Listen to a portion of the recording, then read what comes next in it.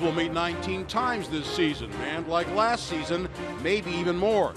But when you consider that just one game separated these two teams in the standings last season, and one game could mean the difference between a division championship or a wild card appearance, then every game, including this one between these two teams, becomes an important game.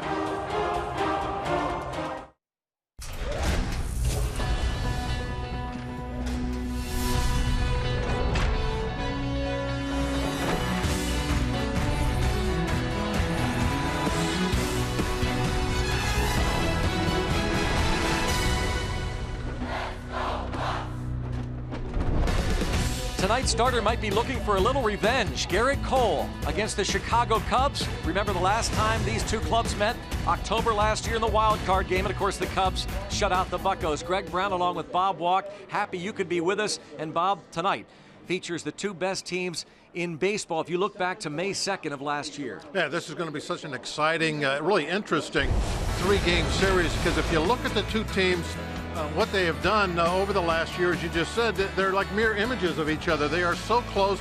They are the best in the business right now, and they're also off to a great start. Both teams having a good month of April, and right now they're going to be looking at each other these next 3 days. They're going to be trying to make a statement. They're going to find out a little bit, not necessarily about the other team, but about themselves. Merrill Automotive major league leaders, identical records since May the 2nd. The Pirates and the Chicago Cubs. What about Garrett Cole coming off the win against the Colorado Rockies? He pitched great against Colorado, and he had a super fastball. I think that was the story.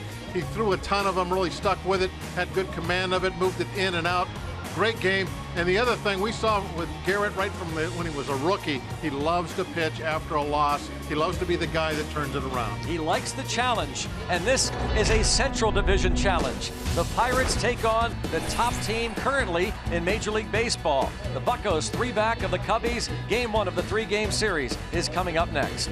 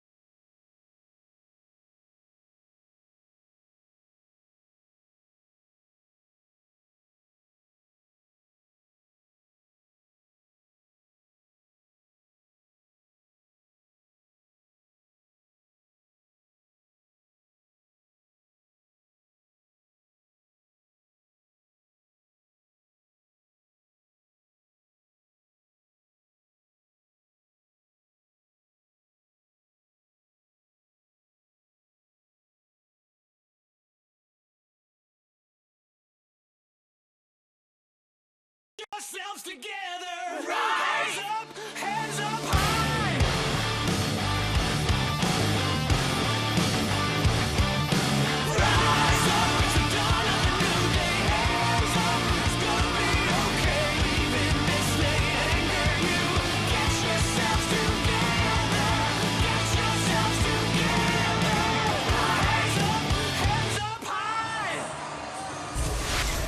Buccos looking to rise up high tonight, the first of this 3-game series against the Chicago Cubs. This is a rivalry that has been brewing and will continue throughout this season. Some great highlights from that wild card game last year. Wasn't such a great start for Garrett Cole. He hasn't forgotten it. And though a win tonight won't make up for that wild card loss, it will go a long way toward helping his club battle the Cubs the rest of the way and eventually overtake them. That is their goal. And Dexter Fowler, of course, he had one of the best games in wild card history as he went 3 for 3, a couple of singles against Garrett Cole, and also homered against Cole. That was kind of the icing on the cake. The Pirates were shut out 4-0. Kyle Schwarber had a big home run early in the ball game, and Jake Arrieta shut the door on the Pirates. And Dexter Fowler has been, by some accounts, those who follow the Cubs, maybe the league's most valuable player. So right away, Cole will battle the leadoff man, Dexter Fowler. And we'll check out the rest of the Chicago Cubs starting lineup. And it is brought to you by Honda. Tommy LaStella will play third base. Chris Bryant has played a lot of left field, and he has a 7-game hitting streak, getting his average up to 287. Anthony Rizzo, tough cleanup man. Ben Zobrist, one of the additions over the winter, plays second. Addison Russell is now at shortstop with Matt Caesar in right. David Ross catching. Jason Hamill on the mound. Take a quick look at Cole's numbers as he finishes his warm-up tosses. Everything is in pretty good shape. The ERA at 2.78. That's where you like it to be. Get down in those mid-2s. You get a bunch of wins to go with that. You could be looking at some end-of-the-year awards. Well, not facing Jake Arrieta tonight. Arrieta will pitch tomorrow night, take his 5-0 mark against John Neese, who's 3-0.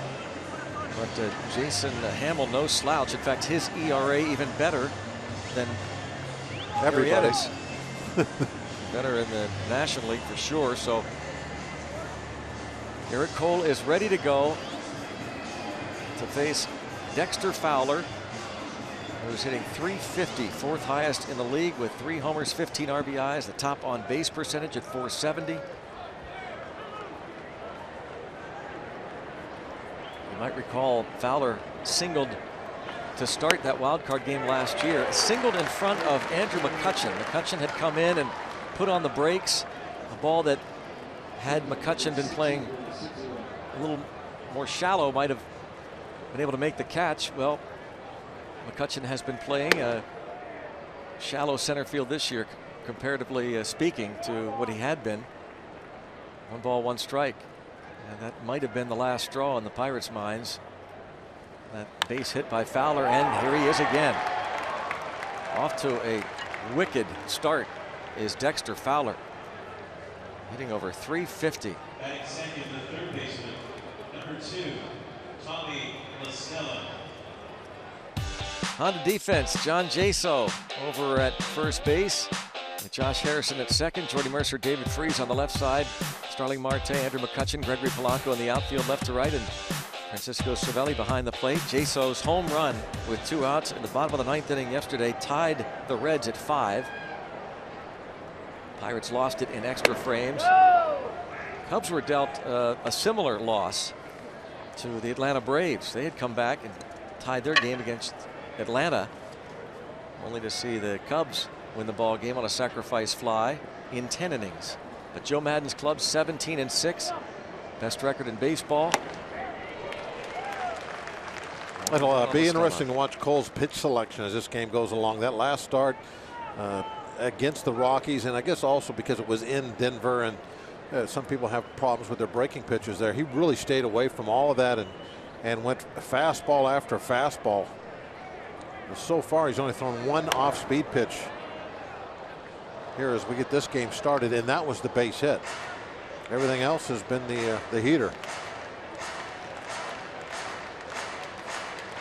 Ray Searage game plan for all the starters and all the pitchers: attack these Cubs, go after them, because they are a very patient bunch.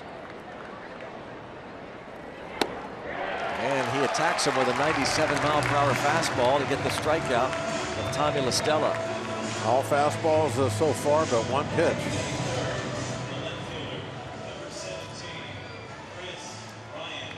Rivers Casino tips to win tonight. Well, this is kind of playing off yesterday's ball game. We got to play better defense, better bullpen, and raise the Roger. You added that one late. But that's you know, the defense was not anything to write home about yesterday. And runner goes. One hop throw close, but a stolen base. Josh Harrison says, take a look. Tape. Take a look. Fowler is 4 for 4 if that steal holds up, but saw Jay look toward his dugout immediately. It's not easy to make a catch on a ball that's bouncing and get a quick tag down.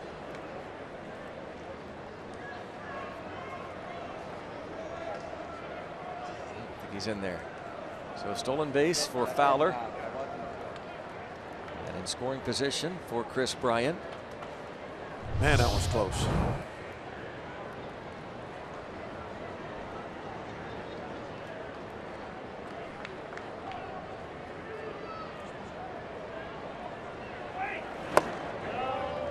Another fastball, 2-0 on Bryant.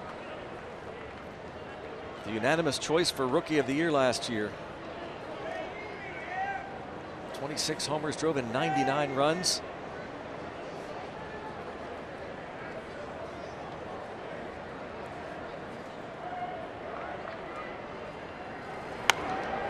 Two and one on Chris Bryant.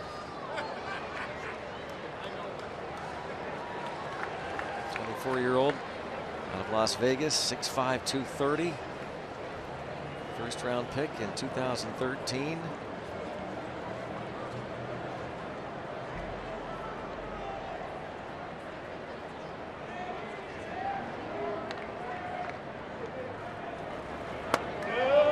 Cole falls behind Chris Bryant now, 3-1. Well,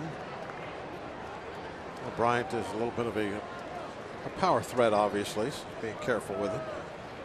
Jason Hayward not in the lineup. Been a little bit of a slump lately. In fact, hitless in 17 at bats on their recent homestand, so he sits. And Bryant draws the walk. A team that leads the league in that department, these Chicago Cubs. That's a nice example there why some power hitters always get so many walks. It's just simple. You know, those guys are very dangerous. The one swing of the bat can, in this case, score 2 runs. So you're a little extra careful. You're not as aggressive attacking that strike zone as somebody that you think, okay, they're going to hurt me. They're probably going to hit a single. But he was a little on the careful side with Bryant, fell behind him and ended up walking him. And now Rizzo with 8 homers and 24 RBIs and a .353 career average against Garrett Cole. And it's ball 1 as the Cubs look to set the tone, the first game of this 3-game series.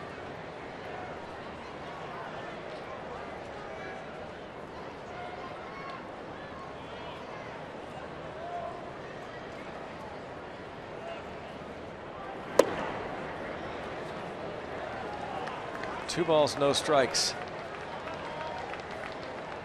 Joe Madden, maybe the most popular man in Chicago. They look to their manager to talk about setting the tone and keeping things loose.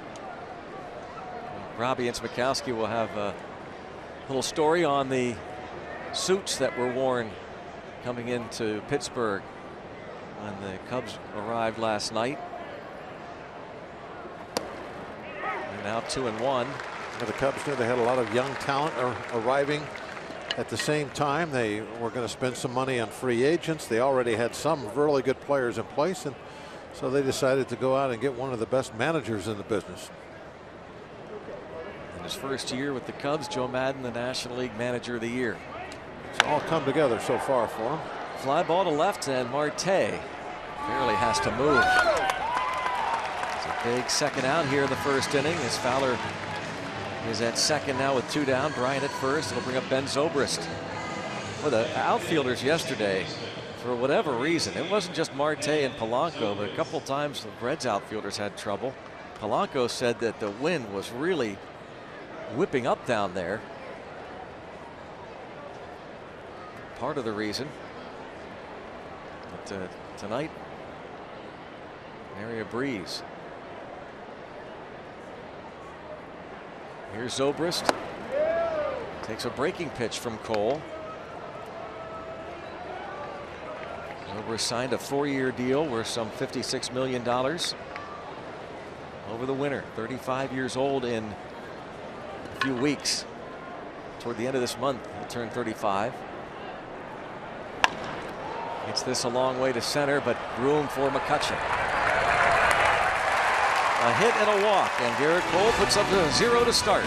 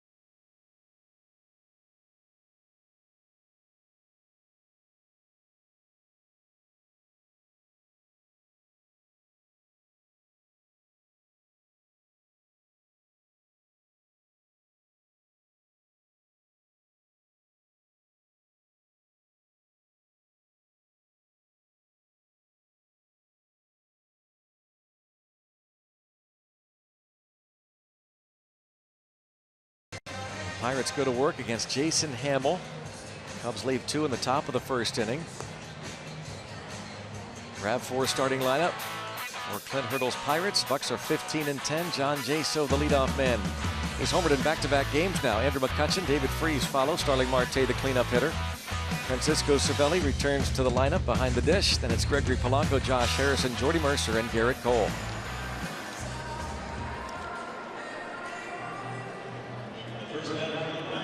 Take a look at Hamill's numbers, and you're going to see some great numbers is what you're going to be looking at. And one of the things that I saw early on, Greg, and I'm sure you saw this too, he has more RBIs personally than he has given up earned runs. That I don't know if I've seen that before. 3-0, 075, 2 runs allowed in 24 innings. Yep, and 3 ribbies for Jason Hamill, who's been a solid pitcher over his long career, but this is out of this world what he's done so far through 4 games. 2-0. His stuff would be considered at just around the average, but he's doing a lot with that average stuff to this point early on. Career 69 wins, 77 losses, and a lifetime ERA coming into this season of 4.49. Now 33 years old, Greenville, South Carolina native, a 10th round pick of the Tampa Bay Rays in 2002, and former Ray here, John Jaso, takes a strike. John Jaso homered to lead off the game on Saturday night against the Reds.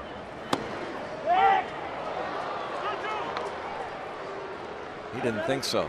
3-2.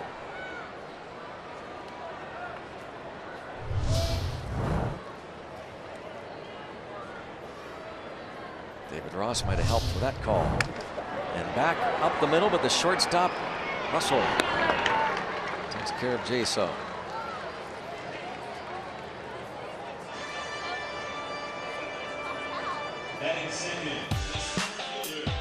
Cubs defensively have Matt Caesar playing right field, Dexter Fowler in center, and Chris Bryant in left. Tommy LaStella and Anthony Rizzo on the corners. Just saw Addison Russell Ben Zobrist at second and David Ross behind the plate. As we said, Jason Hayward plays right field most nights, but getting a night off. He'll be back in there more than likely tomorrow. There's Andrew McCutchen. 1 for 4 yesterday.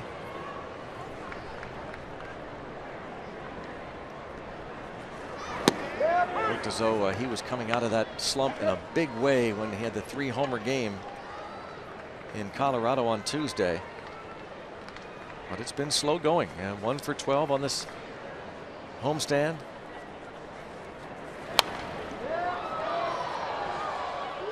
One and two now. It's kind of also like before he hit the 3 home runs, Greg. It's not like he's not hitting some balls hard. He lined out to outfielders, I think, twice in yesterday's ball game. He just can't seem to hit with much luck, or when he does really get into one, he's just missing it a little bit. He had been, make that past tense, he had been missing it a little bit. He doesn't miss that one. He clears the deck. Right center field, a long home run for Andrew McCutchen to give the Pirates a 1-0 lead. Yeah, we're talking, maybe a quarter inch or so on that baseball, from being a long fly ball to a warning track to being driven out of the ballpark. It's such a fine line. And he got right on that line with that one. Drove it hard opposite field. This is his 6th of the year. And it's something that we've seen all the time from him throughout his career. When he does get hitting well, he starts hitting line drive type home runs the other direction. David Freese takes a pitch that's called a ball. But he's got as good a power to that right center field gap as just about anybody on the team. Better than anybody on the team. It's the first homer that Hamill has allowed this young season, the 3rd that McCutchen has hit in his career against Jason Hamill. And a look from behind home plate. Might have been off the plate away.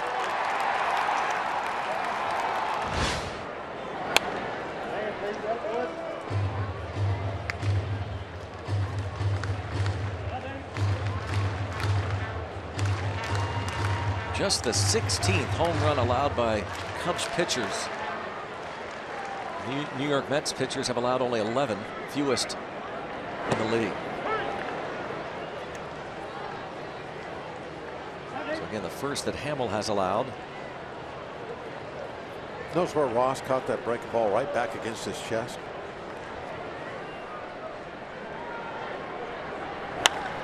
Hit hard and over the head of the second baseman Zobrist. A 2-2 pitch rifled into right center by Freese.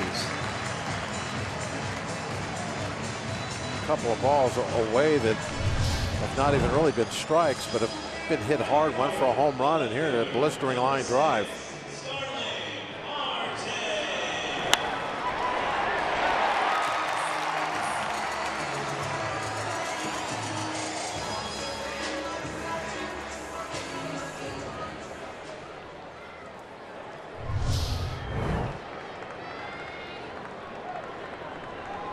No chance for Zobrist. Now Marte.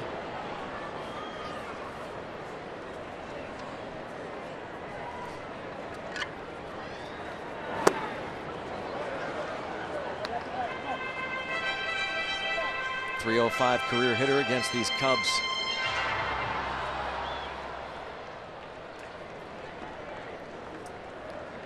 Marte, a couple of hits, RBI yesterday.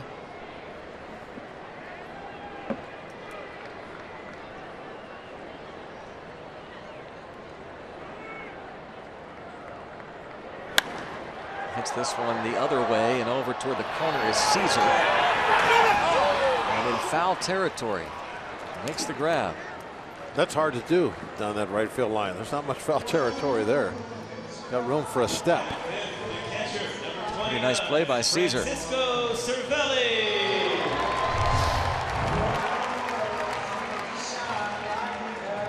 All right, down the pipe. Just as he crossed over the Rubicon, he made that catch.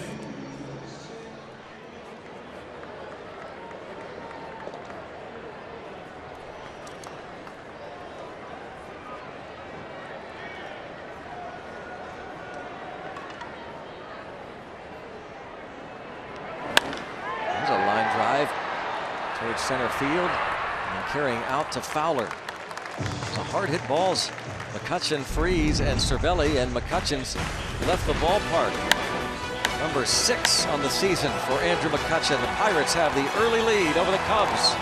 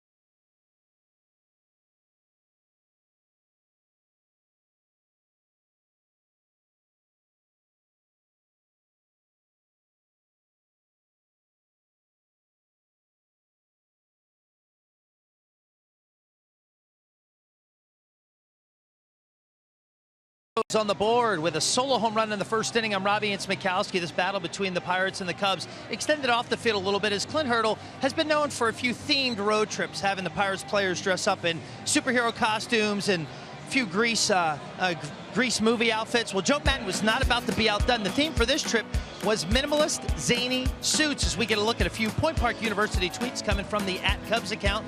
There's a look at the whole team. The outfits ranged. They were bright suits. There's a few, Madden had tulips on his. We see a red, white, and blue theme as well. Guys wearing shorts like Anthony Rizzo, second from the right. David Ross, all the way on the right with the crazy suit jacket. Now, this all fits in to what Joe Madden said during spring training, Greg and Bob, with the travel attire. He said, if you think you look hot, wear it. Now, there was one extra rule for this trip.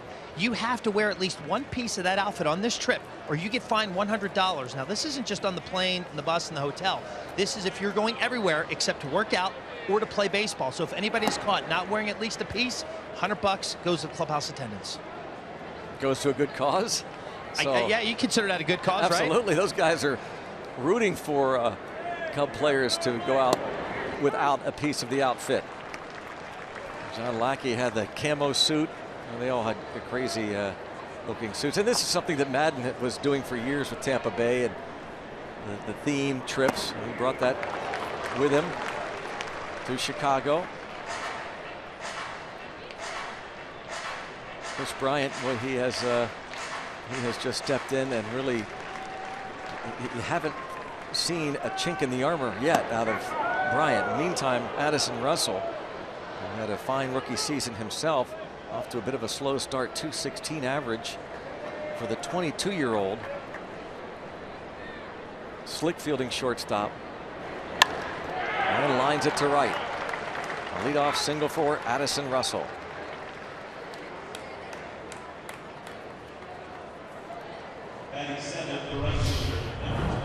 Well, Greg, this is going to definitely be a battle tonight. Oh, yeah, I'd say so. This is going to be a fun game to watch. Both these teams are going to be going right at each other.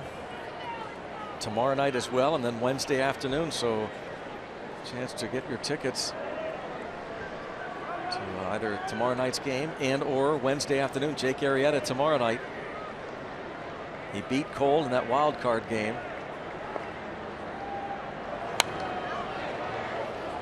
Cole seems to really be relying on that fastball so far.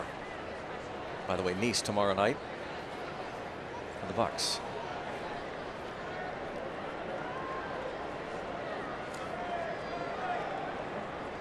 It's not quite like Colorado, where he was throwing 20-some in a row, but He is still believing in that number one and going with it, as he should. Has one of the better fastballs of a starting pitcher in the league.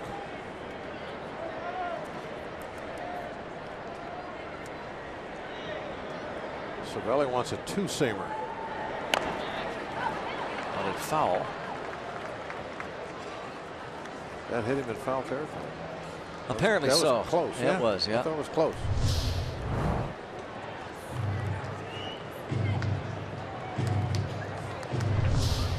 Almost looked like that ball hit his knee as he was crossing in front of home plate, but I guess it just looked that way.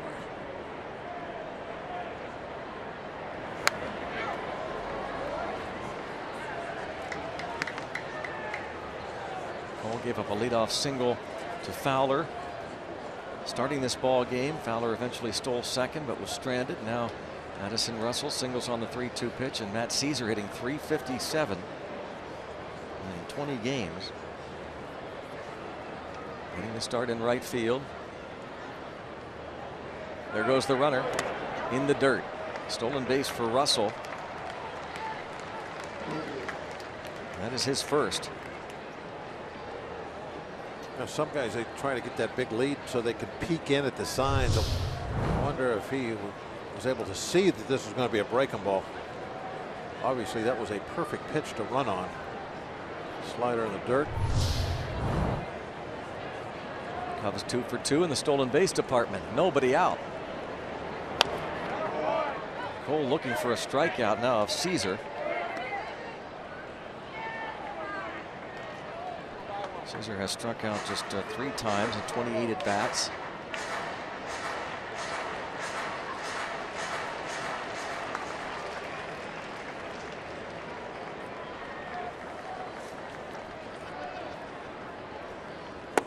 He got him. Second K for Cole. After he chased that high fastball out of the zone, he started going breaking ball. About, was it 3 or 4 in a row? Real hard breaking balls, and finally got his chase and no contact.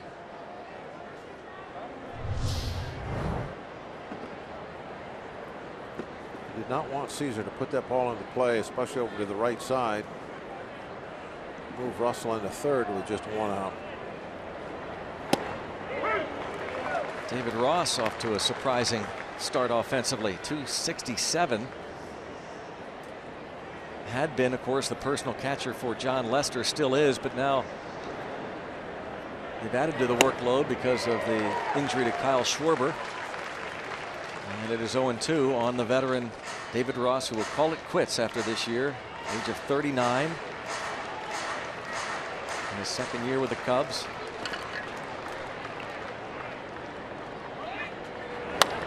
Reaches out and weakly hit to the right side. 2 down.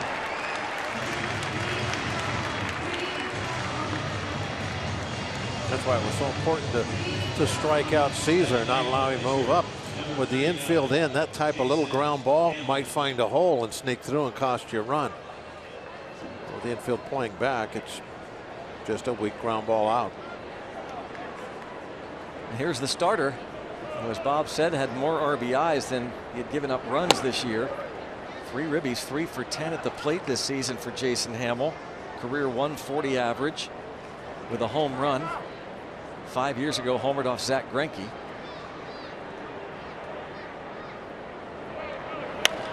Popped them up. Jordy Mercer calling for it. And nice work, Cole. That runner at second, nobody out. The Cubs are stranded 2.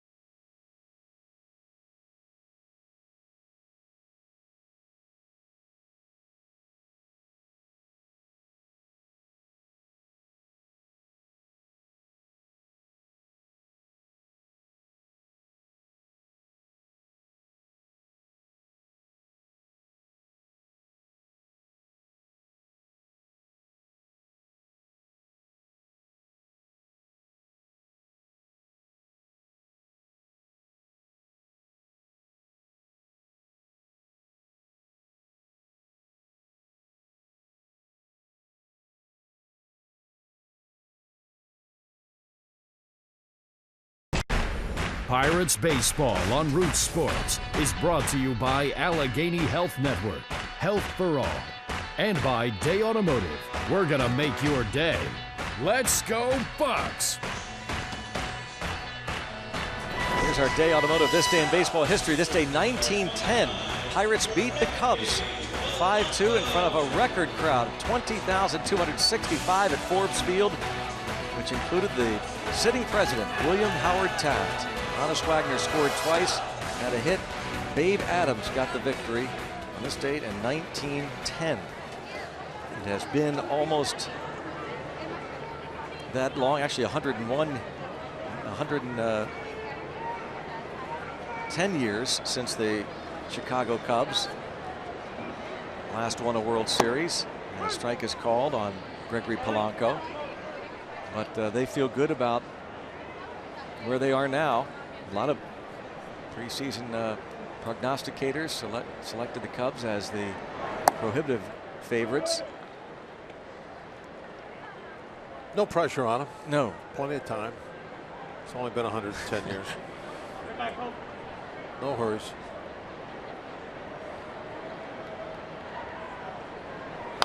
They do look awfully good, but if you could pull that off, can you imagine what it would be like to be a member of that team? Absolute kings of the city. Yep.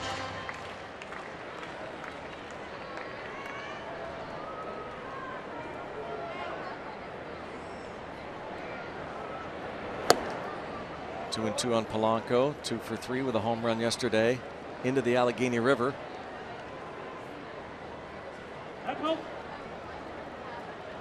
There was another this today in history, Greg, that I saw earlier.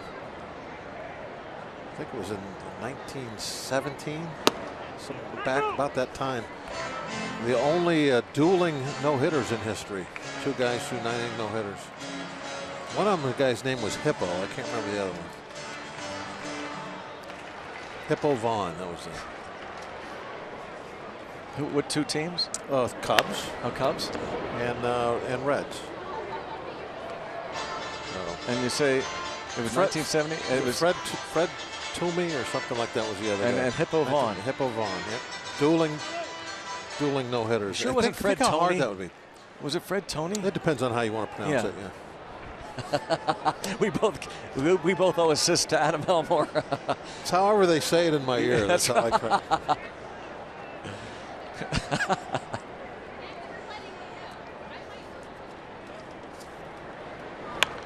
Still 3 and 2 on Polanco. And you see, starting to drizzle. Yeah, I kind of thought that wasn't on the agenda tonight, but it's drizzling.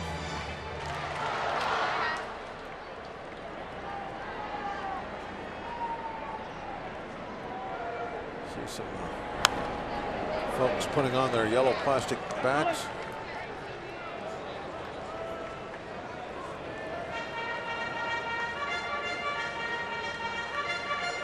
Saturday night they played through almost the entire game in weather just like this.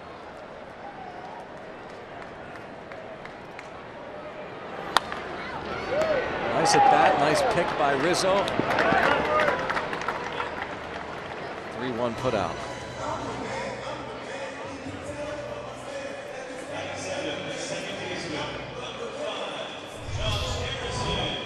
Polanco continues to hit the ball hard. Off to a great start this year offensively. Really has kind of become the player that everyone would talk about. Like, this guy has got such a high ceiling. Well, we're seeing he's getting up there now. Had his first ball go in the river the other day. I'm sure there'll be a few more of those.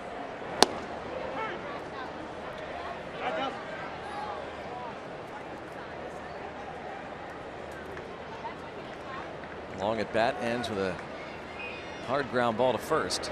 Harrison broken back to Rizzo. Brings up Jordy Mercer. Well, kids don't want to miss the chance to be the Moe's Pirate Parrots sidekick before a Pirates home game. Fans ages 6 to 14 can join the Pirate Parrot. And pregame festivities on the field here at PNC Park. Enter for your chance to be the Parrot sidekick at participating Moe's Southwest Grill locations now through May 12th. Be his sidekick. Jordy Mercer. That's what it's all about right there, Yeah. Greg. Isn't it?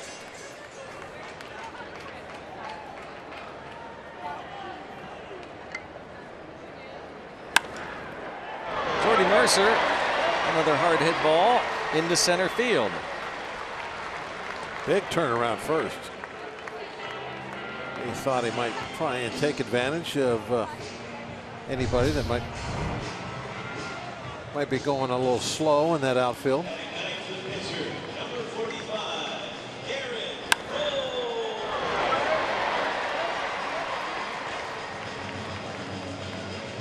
There's the turn Bob was talking about. Jordy Mercer, who had his 7-game hitting streak end yesterday. There's never a reason not to make a turn like that.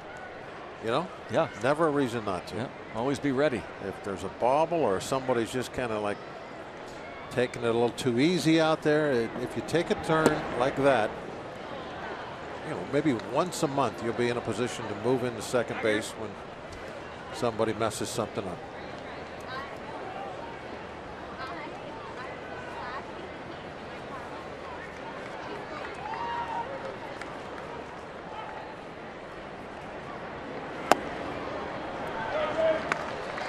Cole lays off 2-0.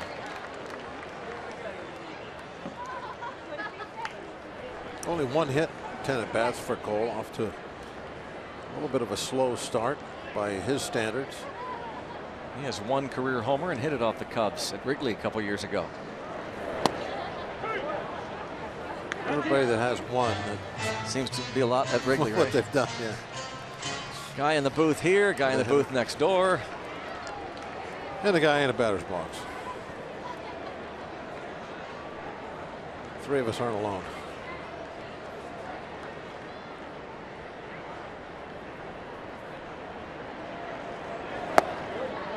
All right.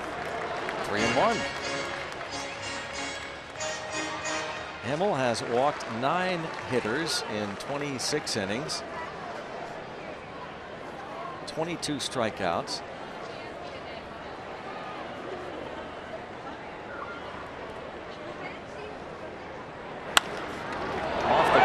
Deflects to the second baseman, Zobrist. 1-4-3 put out, 2 complete, 1-0 Pittsburgh.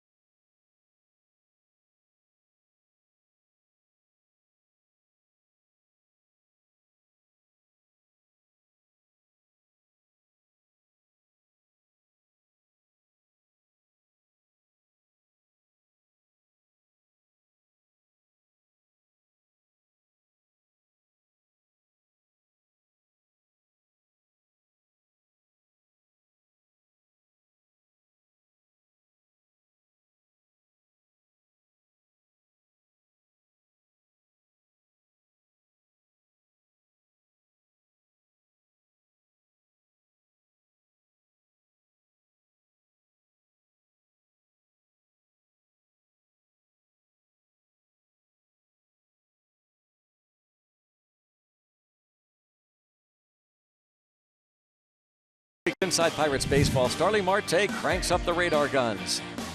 We relive our favorite outtakes from Pirates spring training and much more inside Pirates baseball, presented by Allegheny Health Network tomorrow after postgame on Root Sports.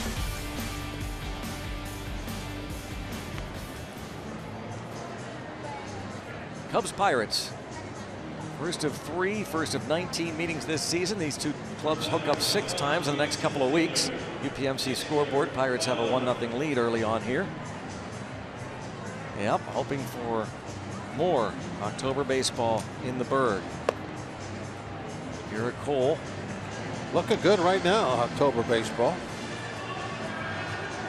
The Pirates have not gotten off to the best starts in a couple of seasons where they have got to the postseason. But this year, a really nice April. Things are looking a lot better than they normally are. Top of the order, Dexter Fowler. Single to start the ball game, then stole second.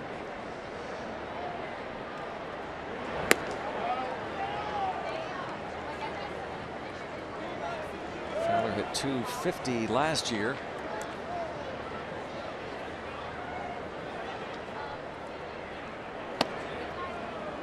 And it's 2 balls, no strikes. And Dexter Fowler, who came to the big leagues with the Colorado Rockies, spent a year playing in Houston. And word was he was going to play this year in Baltimore. Reports had been that he had signed a deal, at least agreed to a deal with the Orioles, and he decided to take less money. $8 million this year, $9 million mutual option 2017. Cubs have a buyout, and he surprised his teammates. Joe Madden had them all on the mound in spring training in Arizona. Gather rounds and got a little surprise for you, and in walked Dexter Fowler.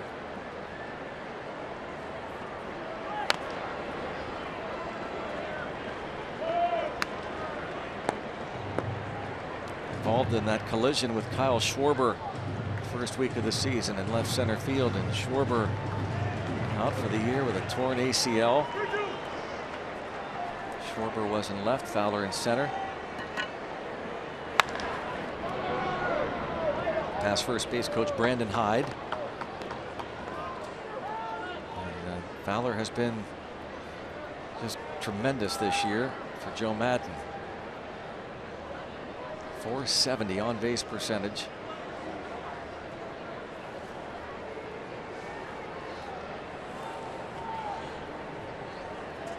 That works. Nice rain hats. Yeah. And he walks him. Second walk for Cole. Gruesome injury, April 7th, first week of the season. Schwarber in left. Tears up his knee on the play and out for the year.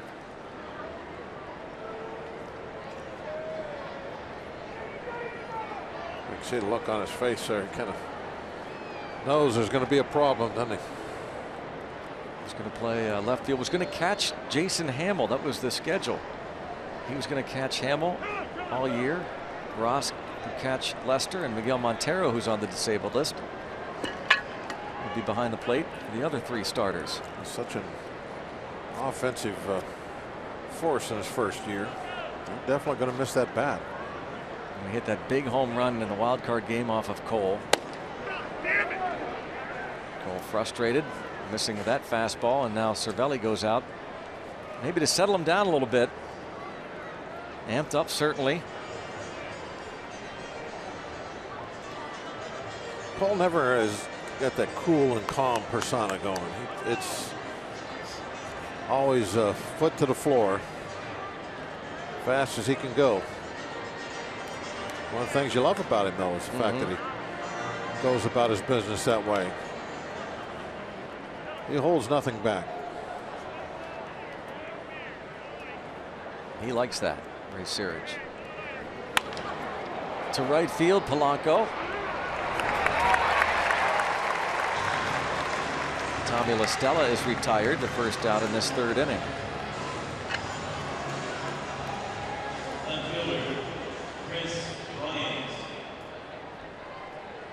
Cole 7-1 in his career against these Cubs during the regular season in 9 starts, a .288 ERA. 4 starts last year in the regular season. was 2-1 with a 2.13 ERA against the Cubs.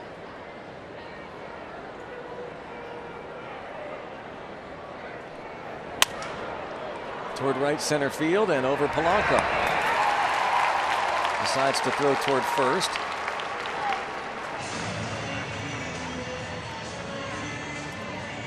Two outs.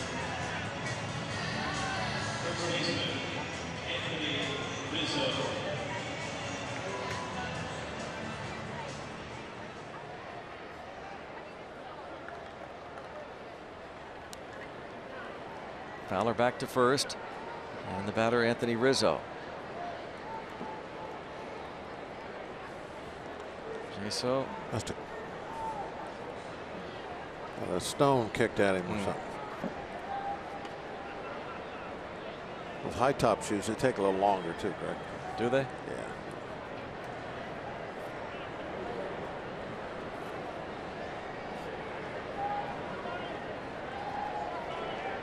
Ready now. Keep an eye on Fowler. Let's have the shift on with Rizzo.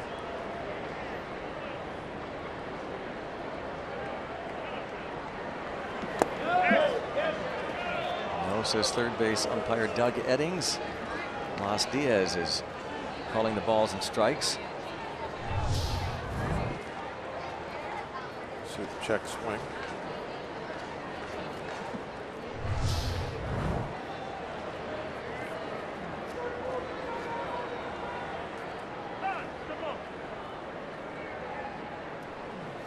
Want to know the count on Anthony Rizzo. Ben May is at first. This umpiring crew includes Jeff Nelson at second, the crew chief, who was behind the plate the wild card game last year. Jake Arrieta tossing the 5-hit shutout.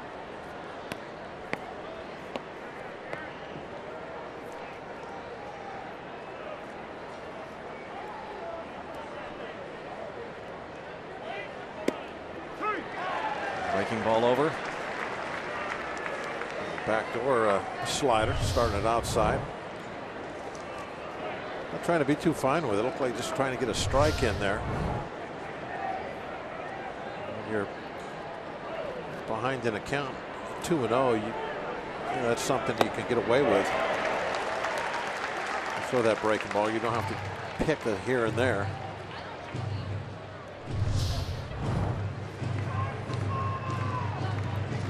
Maybe was trying to throw that ball in and left it out a little bit. 99 miles an hour to Rizzo. Runner goes. Taken for a ball. Throw down. Safe. Fowler 2 for 2. And the Cubs 3 for 3. Kind of thought that was strike 3. Yeah, I did too. I was surprised he can call that a strike. So was the bench, I think.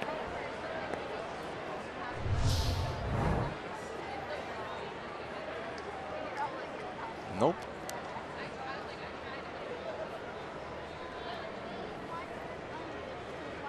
Fowler gets in there. And that should have been strike 3.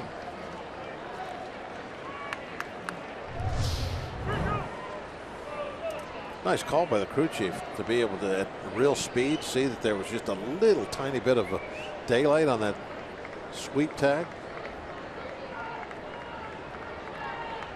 Always a great shot from the Allegheny Health Network Supermo.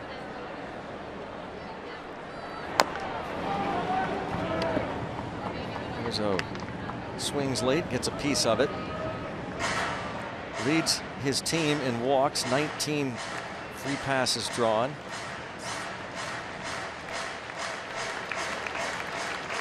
Anthony Rizzo, 25 years old and beginning his 5th season with the Cubs.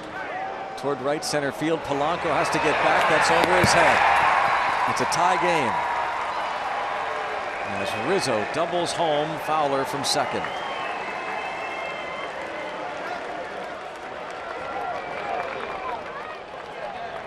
Rizzo is the RBI machine on this team. So like a fastball. As again, this is supposed to be in, and Didn't get it in there. Over the outside half of the plate. Real short swing by Rizzo.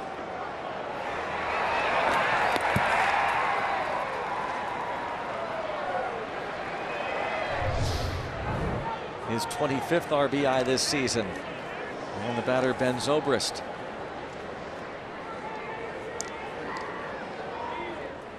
And matches him with Nolan Arenado. Most RBIs in the league.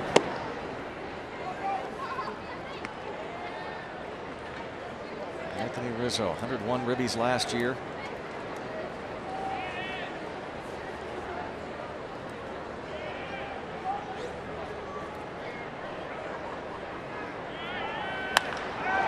And this line to right. And Rizzo will score. 2-1 Chicago. And Zobrist, an RBI single. Another pitch that was away. I think Cole needs to start getting these fastballs in on a little bit, maybe on these left-hand hitters. Now that one was by design away. See Cervelli set up outside.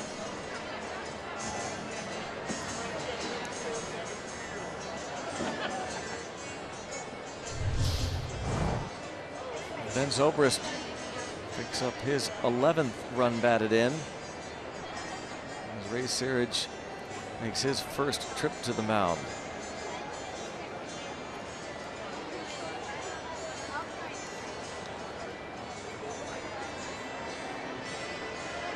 Zobrist and Jaso, former teammates with Tampa Bay.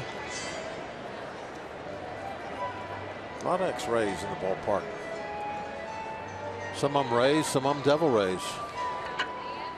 9 years for Zobrist playing down in Tampa Bay. Most of those years playing for Joe Madden, of course. And now Addison Russell single to right field to start the second. Yes, he did. 2-1 Cubs in front.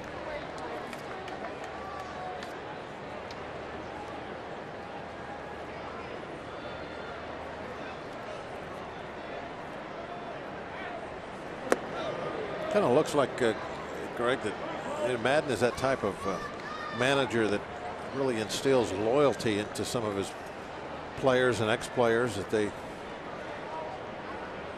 want to go where he goes. Tells you something about him, I guess.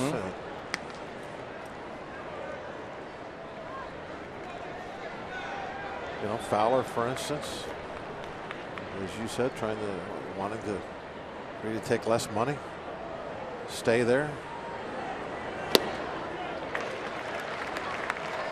Zobrist apparently took less money as a free agent.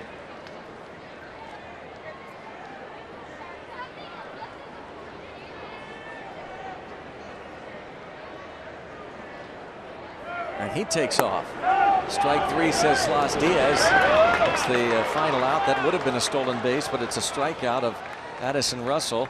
The Cubs pick up a couple and now take a 2-1 lead in the third.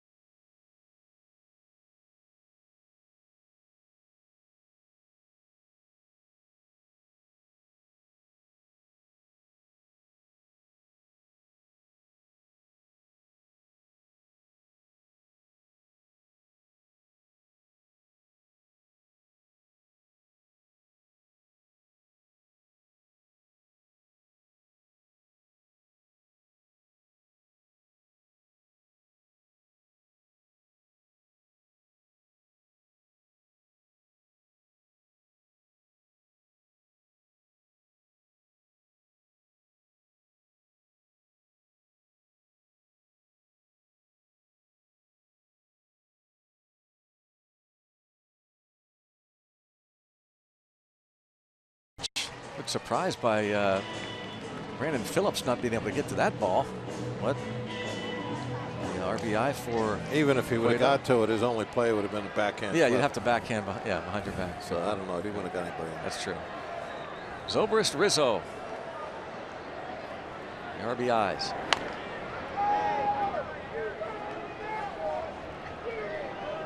Jason McCutcheon freeze here against Jason Hamill.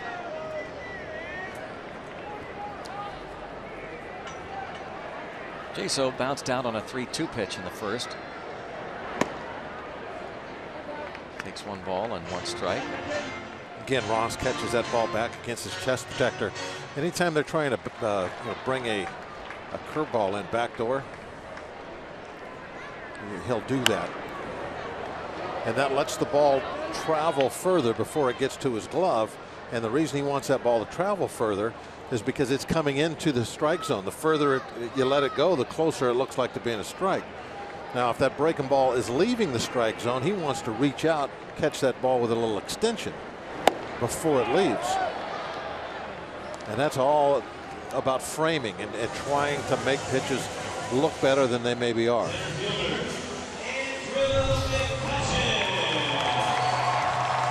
First strikeout. He had a little extension there with his arm out on that fastball. This ball's tailing off the plate, so he wants to reach out and get it as soon as he can. Now, when you throw that curveball that's coming into the strike zone, that backdoor curveball, he wants to let that one travel, and he'll catch that almost against his chest protector. Little tricks of the trade to try and influence the calls of the umpire. And at 39 years old, I guarantee you Ross knows every one of those tricks. Chop towards second. 2 outs.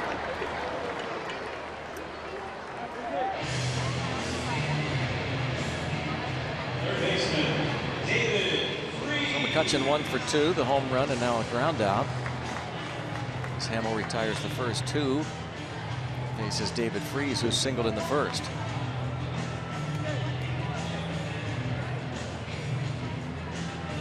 Cole is fuming.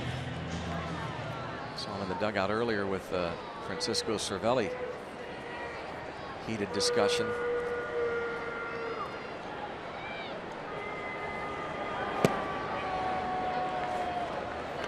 Yeah, we know he had Rizzo struck out.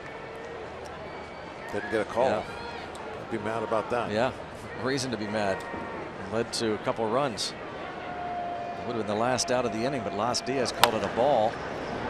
Freeze. He's retired by Addison Russell.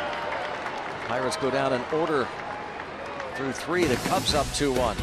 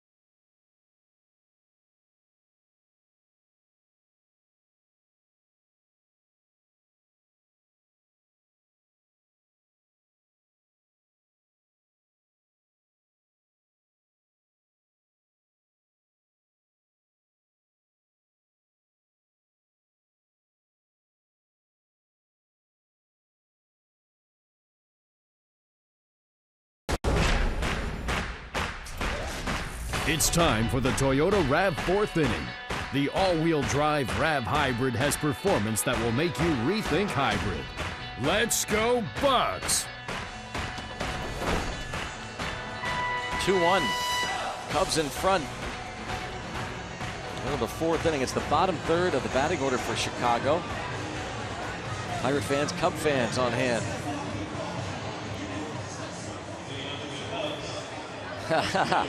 Cub jersey someday.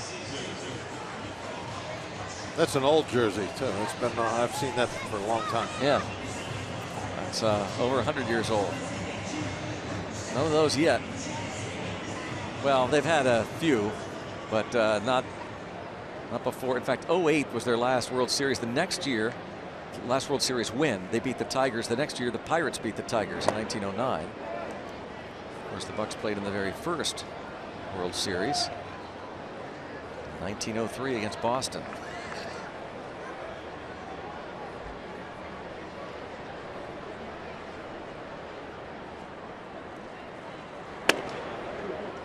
Balls behind Matt Caesar, 2 balls, no strikes.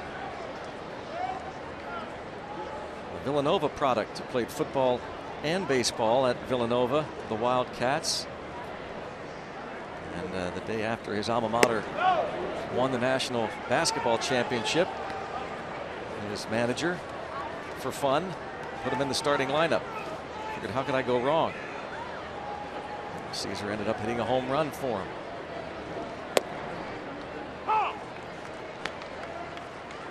Three and one.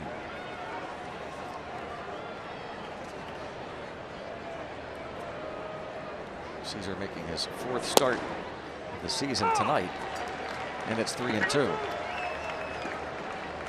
Cole tries to come back, falling behind the right fielder Matt Caesar. 3-1 now, 3-2 count.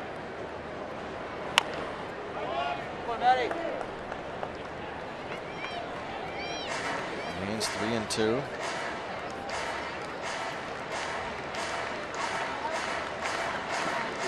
David Ross, veteran backstop, on deck.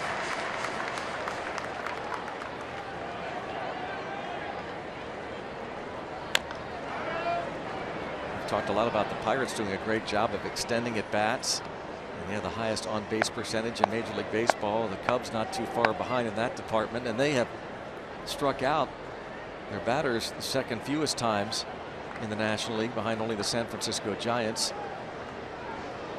Pirates hitters have struck out the 6th fewest.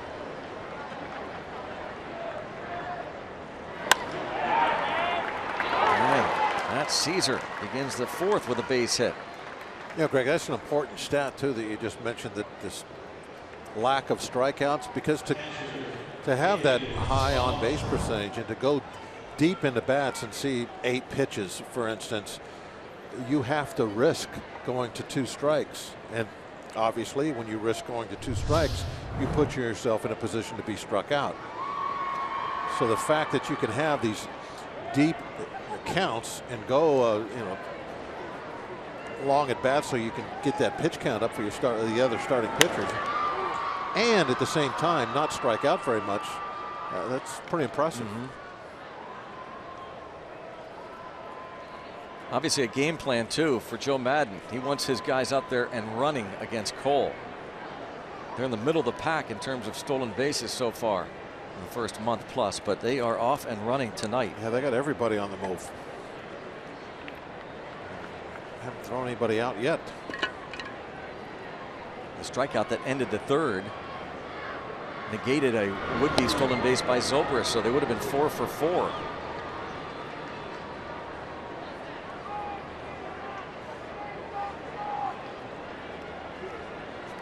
Couple steals for Fowler tonight. Addison Russell has his first stolen base.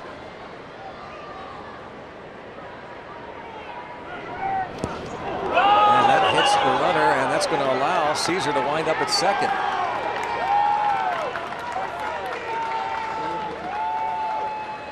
Cole charged with the error. And a runner at 2nd with nobody out.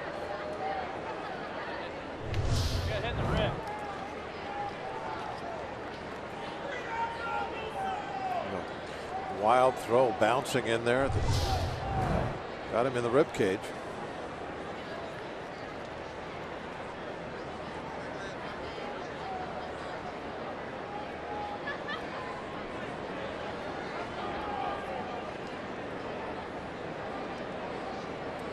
Ross bounced out to second in the second. The pitcher Hamill on deck.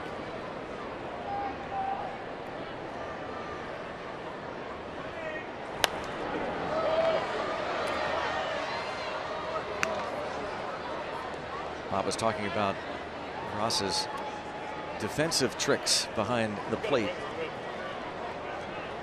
And after all these years, 39 years old, 15 seasons in the major leagues, there's a reason why he has stuck around and has been so popular. Line drive, and Caesar gets back.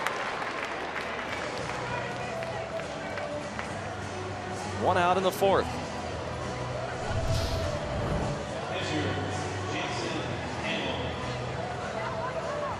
Right at him. Maybe one step to the right. All Jay Hay had to do.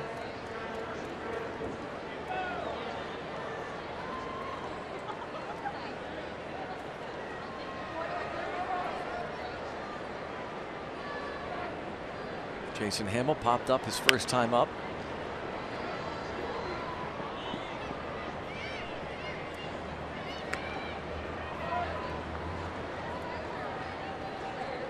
Caesar at second with one out for the Cubs, who've gotten Cole's pitch count up to 71.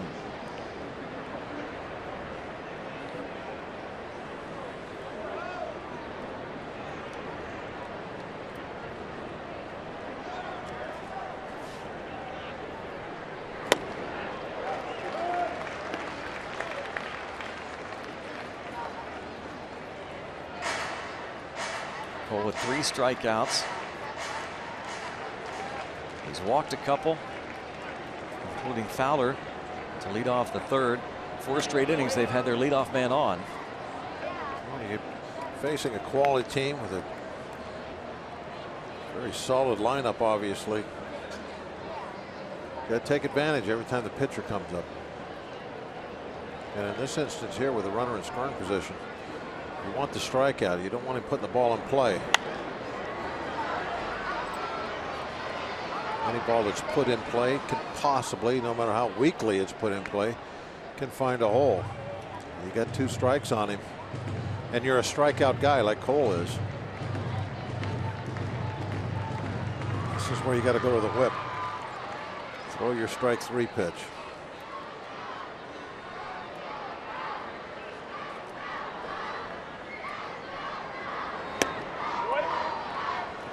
98 misses away, 2-2.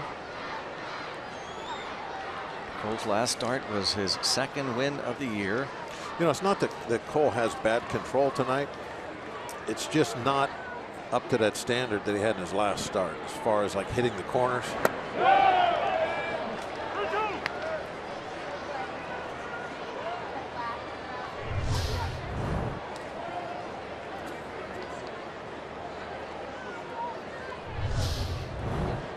That was the strikeout pitch, Greg.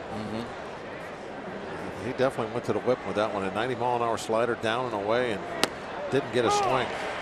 Didn't need to get one there, striking him out looking. Number 4 for Cole, and back to the top of the order. Use your Port Authority Connect card and save big on Pirates tickets this season. Save up to $8 per ticket on select Sunday through Thursday home games here at PNC Park. Connect and save with the Port Authority Connect card. Get your tickets at pirates.com/Connect card.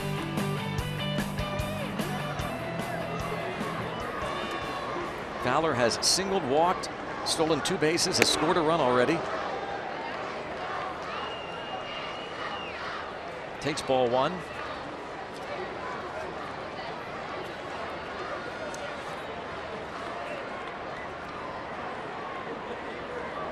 Pick your poison here. Fowler at the plate. LaStella, who's off to a strong start on deck. 1-1. Yes, and you're not the only one. Spirit animal. I've said that a lot, Bob. You are my spirit animal as well. Have I ever told you that, by the way? Thank you. It's my spirit animal. I know. Call. I felt it. I felt it. Not quite sure what a spirit animal does, but I'll have to find out. It's whatever you do. Yeah, I guess so. Yeah. You're too humble, by the way. You know what it is.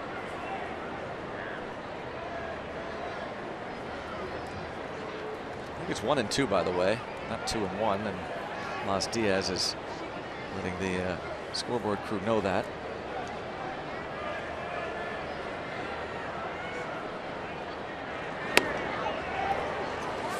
Did not get that call, and very well could have. Yep, another close one that goes the wrong way.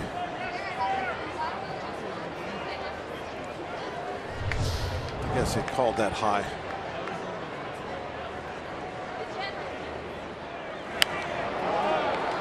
One of the things that have changed in baseball over the last, I guess, 2 decades is that pitch. Nobody would ever even thought about that ball being a strike 20 years ago, and that's one of the deals that baseball has tried to change, is to get that high strike called. And it is. It just not in that instance. I think the strike zone, in my mind, nothing to prove it, but in the last 20 years has gotten a little narrower, but yet you can get that high strike.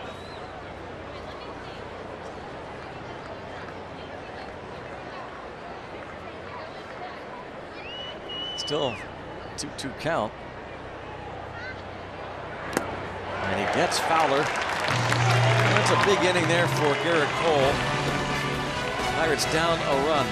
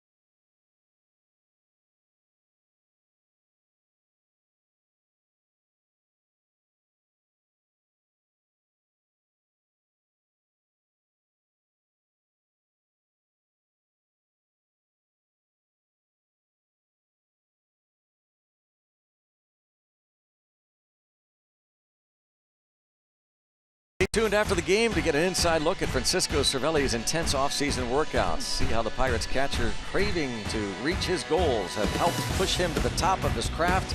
On Inside Pirates Baseball, Francisco Cervelli hungry tonight after postgame on Root Sports.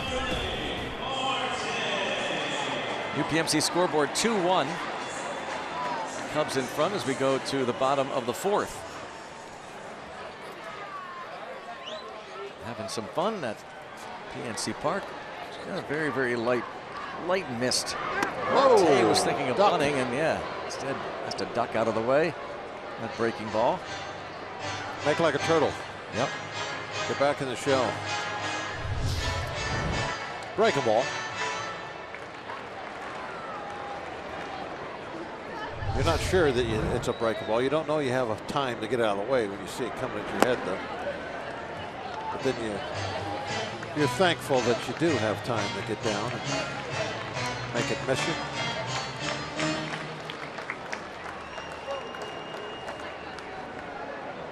Jason Hamill, what a start to this season.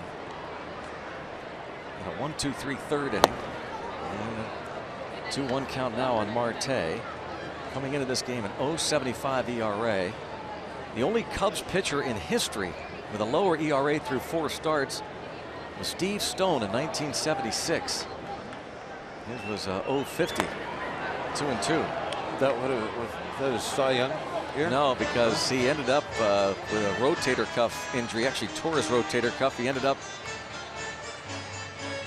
making only 15 starts that year and went 3-6 with a 4.08 ERA. That's Chris Basio in the dugout, the pitching coach. Well, you don't hear about that anymore, the rotator cuff. That was the big fear of everybody back then, the end of your career. Not Tommy John, but the rotator cuff is what everybody was afraid of. You didn't want to hear that when you went to the doctor that you had problems with the rotator cuff, whatever that is.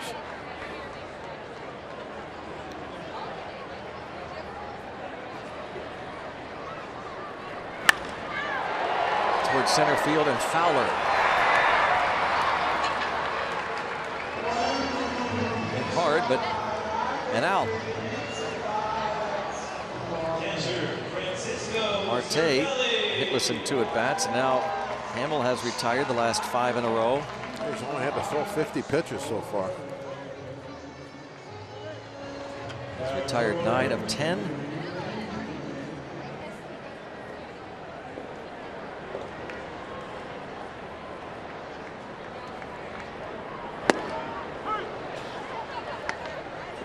Cervelli lined out to Fowler in the first.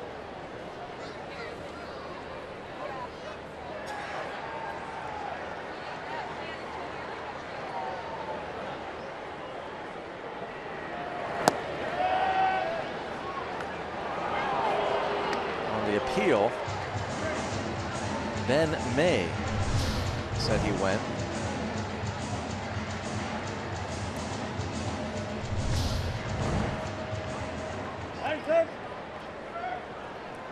First base umpire.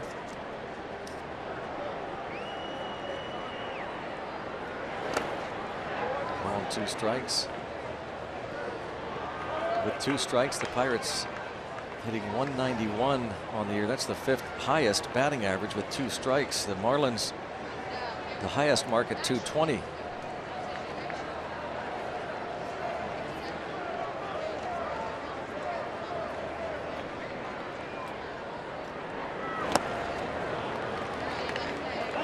Two and two as Cervelli battles Hamill. Jeff Branson constantly encouraging his hitters.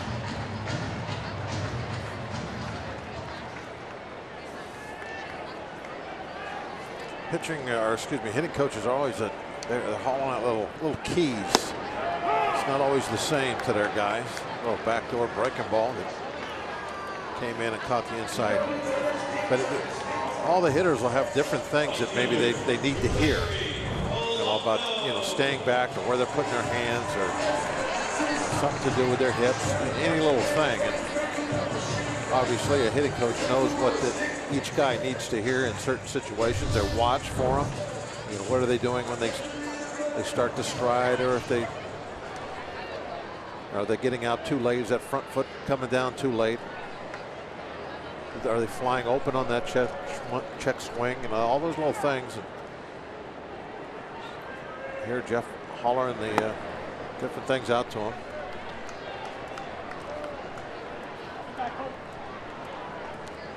Just told him to, I think he said to stay back. Is it? Sounded like it, yep. Stay back, Poe. Didn't want him to start drifting forward.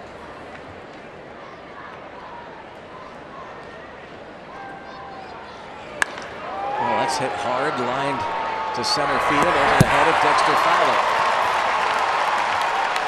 Polanco, 2-out double.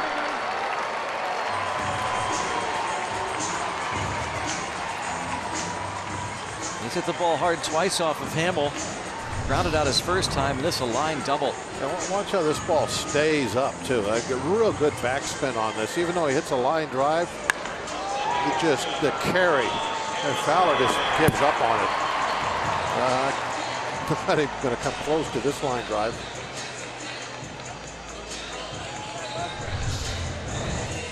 Yeah, a line drive that hit the warning track on the fly. Getting better and better each passing week. Josh Harrison, a broken bat soft liner to first.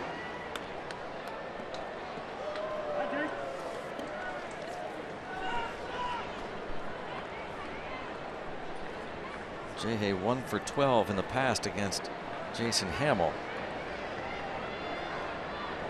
He's due.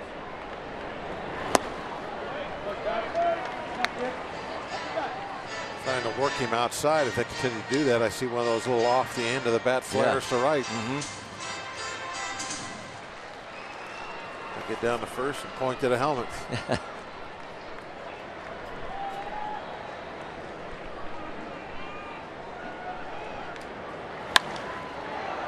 In the air to right. Caesar.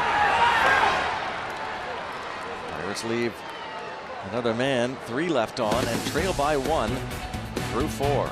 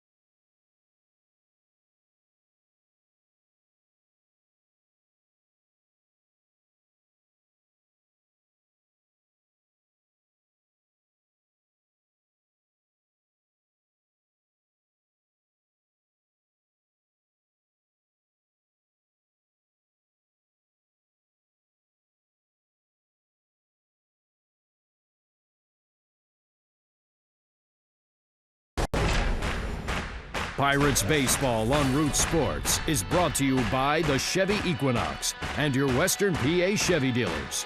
And by Barrel. With express service, you're in and out in no time. Visit barrelservice.com to find the location near you. Let's go Bucks!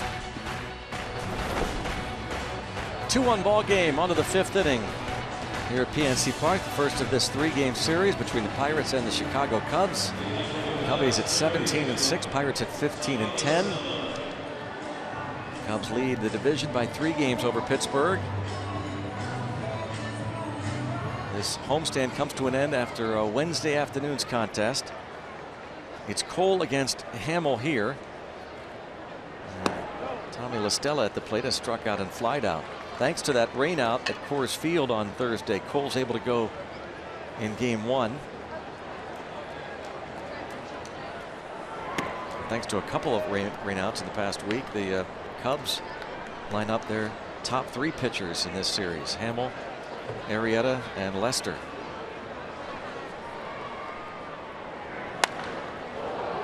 Deep but foul.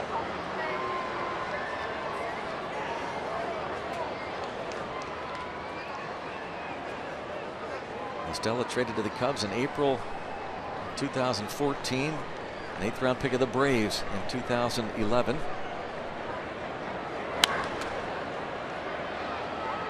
Long run from Marte and can't get there.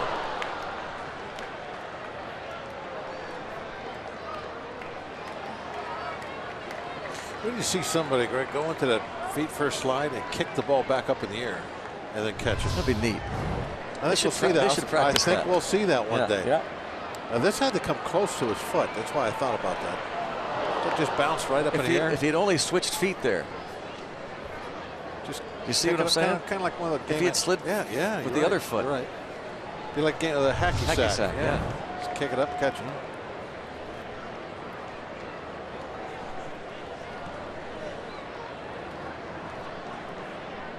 Bring that up to him, see what he says. I think Marte could do it. And I think he would like to. I think he would like to give it a shot. Yeah.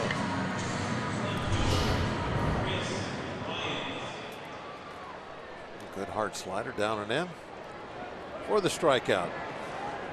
You know, pitchers do that. What? We've seen it. They'll kick balls. You know, off the shoe. The hard hit ground balls coming back up the middle. You see them try and use their feet to stop it, get kicked at shortstop or second baseman. Right.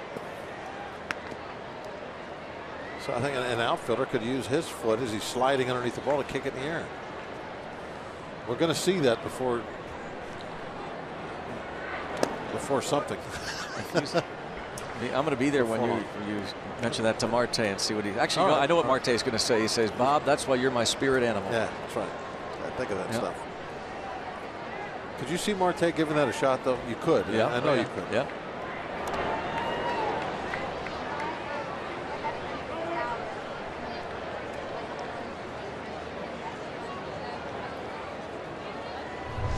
Three straight strikeouts for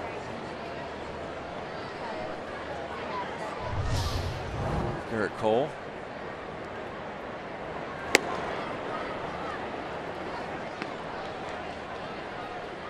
Three and one.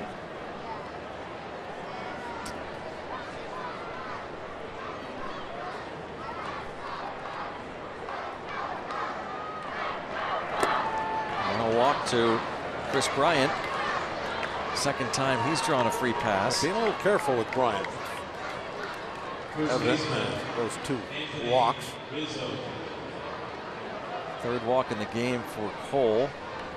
Rizzo doubled in a run in the third.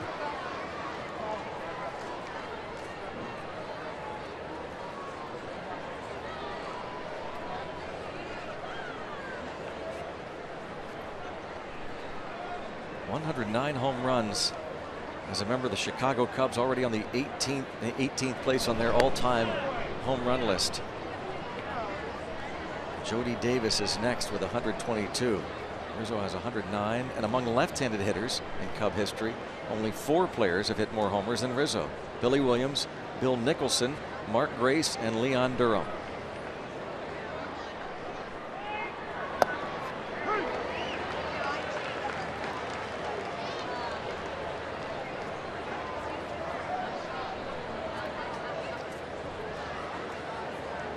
Really look back to the trade when they got Rizzo. These Cubs, that was the one piece that they kind of wanted to build around.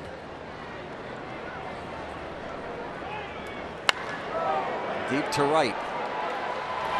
Off the wall, and it settles at the base of the wall, and a double for Rizzo, second and third with one out.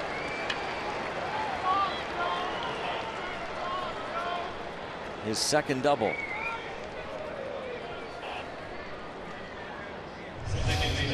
Kind of the same type swing, Greg, just a real short, quick to the ball.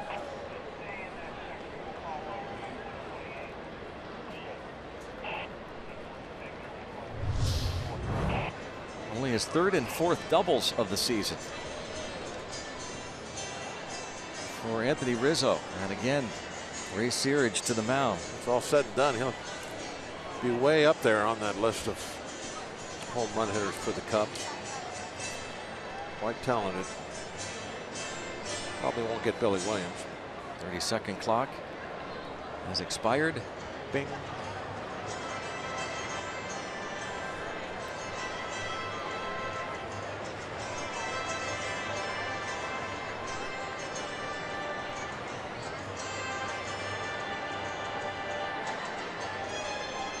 Two-one ball game, and now Ben Zobrist, who singled in a run in the third and is 1 for 2.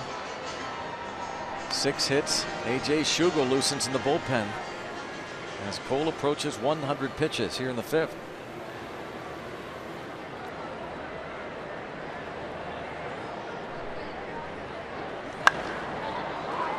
And this will get a run home. Make it a 3-1 game.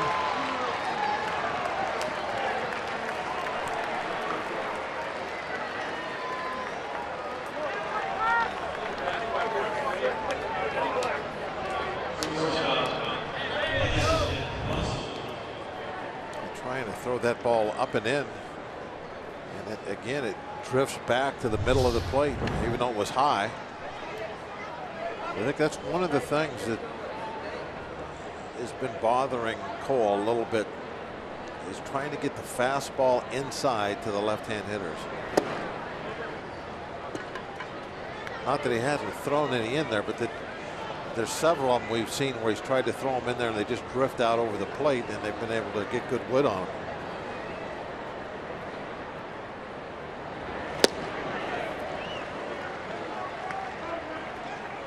Pitch count is certainly an issue now with Cole. He's going to get to 100 with this one, and that's the magic number. Russell hit.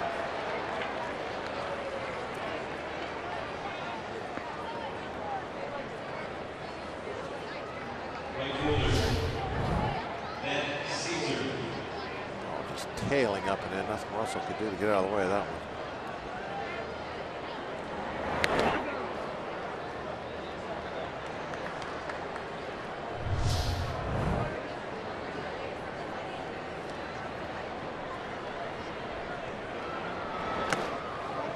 That's Caesar, 1 for 2. Always interesting to me the way different guys react to getting hit by a pitch. In that instance, Russell was like they said, ball 4. Yeah. Freeze is like that.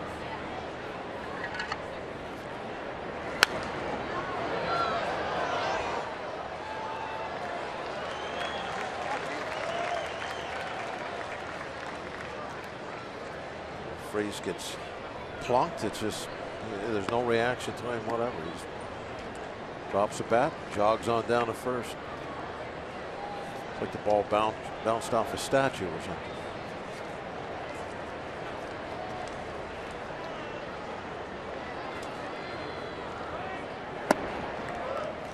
Cervelli was hit by not buzzed by an Arrieta pitch in the wild card game last year. A couple pitches that were high and tight to Pirates batters, and Tony Watson took it upon himself when he came into the ball game late. And I'll get a chance to show it to you in a moment, but it was Watson who hit Jake Arrieta with a pitch. Both benches emptied. No punches were thrown.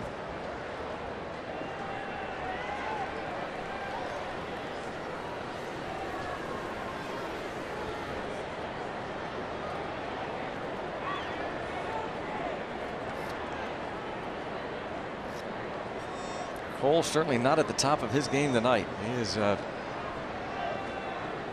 down here 3-1. He's approaching the end of the night, and it might come sooner than he had hoped with Ross coming to the plate. That might be it for him. Clint Hurdle is going to pull Garrett Cole with the bases loaded in the 5th inning. He just walked his 4th batter. He'll leave trailing 3-1, and David Ross will be facing A.J. Schugel.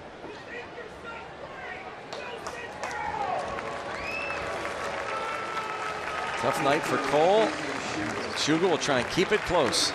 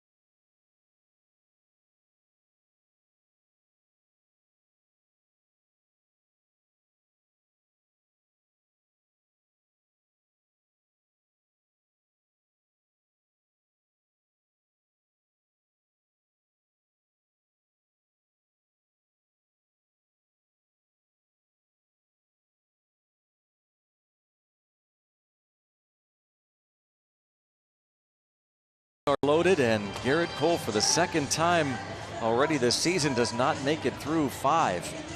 His first start of the year, 4 2/3 against the Reds in Cincinnati on April the 9th.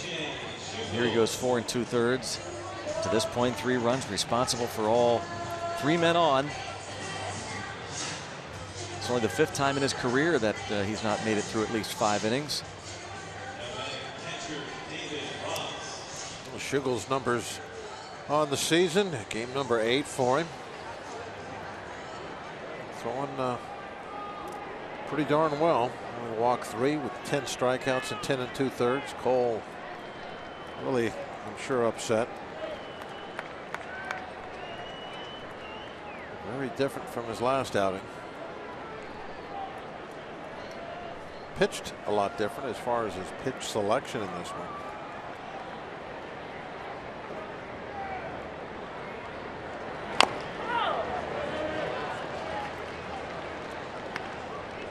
Anthony Rizzo doubled in a run here. He's now at 3rd. Russell hit by a pitch at 2nd, and Caesar walked.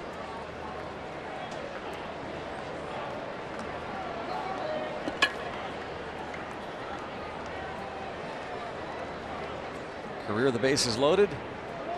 A couple of grannies, 1 ball, 1 strike. It was Zobrist who had the sacrifice fly that brought in Bryant. Bryant moved to 3rd on the Rizzo double.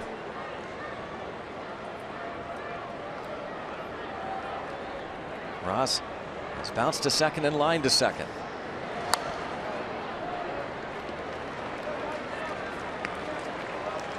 One ball and 2 strikes to the former 7th round pick of the Los Angeles Dodgers. A.J. Schugel now will try and get the final out here.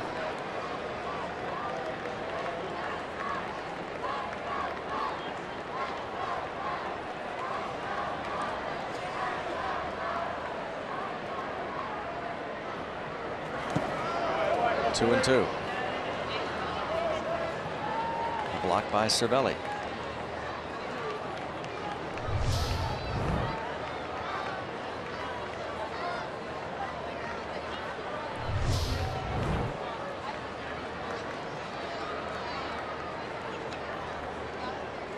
Two and 2, no place to put Ross. The pitcher Hamill on deck. To right field, a little flare that's going to drop in and score at least a couple. A hold the runner Caesar, but David Ross brings home Rizzo and Russell, and it's 5-1. And not hit well, but just a good job, I think, of trying to go the other way with that pitch. I'm sure Ross was up there thinking, with the bases loaded, the last thing I want to do is hit it on the ground, maybe get a double play. So even though that ball, look at that, it's inside corner, Greg, and he still is going to go the other direction so he can lift it in the air. And was lucky enough for that ball to land just fair. But a nice thinking hit by the old guy. Thinking it bad.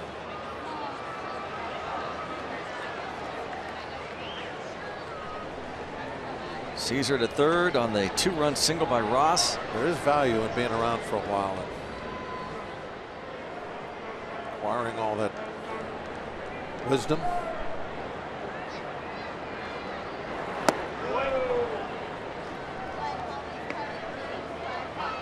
There's a little nugget of knowledge in every one of those little gray hairs.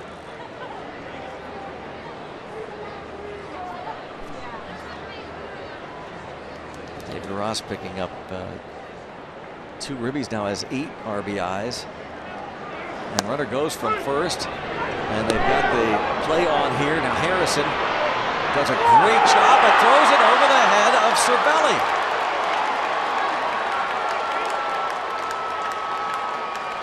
Similar play yesterday. The Pirates snuffed it out, did everything right except the final throw, and in this case, and it is 6-1. Well, you can see this is why you want to make that break home when you get the shortstop, the second baseman. Obviously, both of them are going to be right-handed. You get them running back toward first base, then they have to turn their body completely around to make that throw home. And if they get in a rush, sometimes they're going to throw it wild.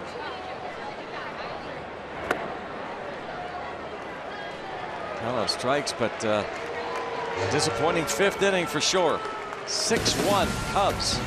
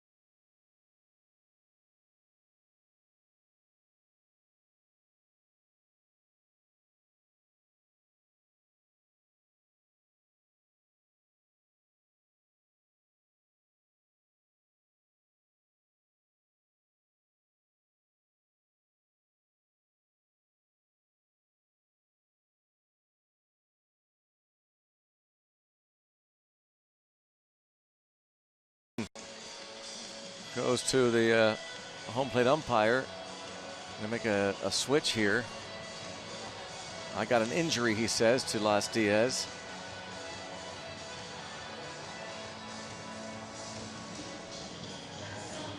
I wonder what it was Caesar that scored, wasn't it? Yeah. The double steal.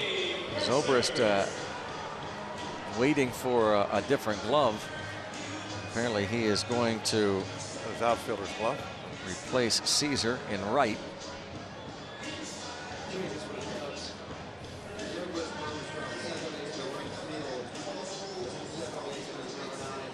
Javier Baez takes over at second.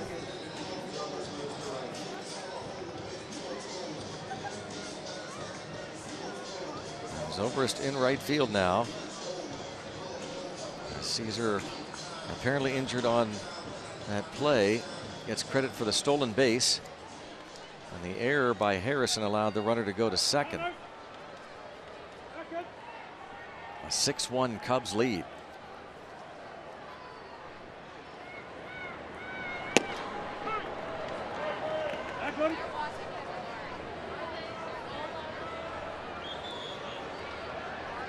Again, they did everything right until that throw.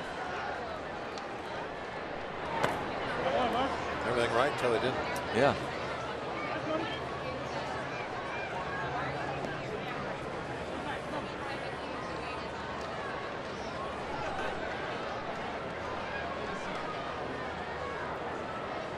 Worked for the Pirates offense against Hamill, who came in with the .075 ERA and has allowed 1 run on 4 hits. The 1 run on the McCutchen homer in the first that gave the Pirates the early lead.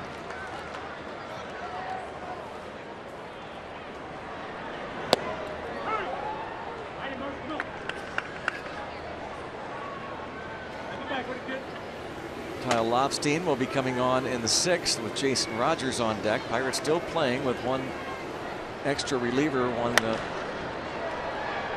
position player short on the bench.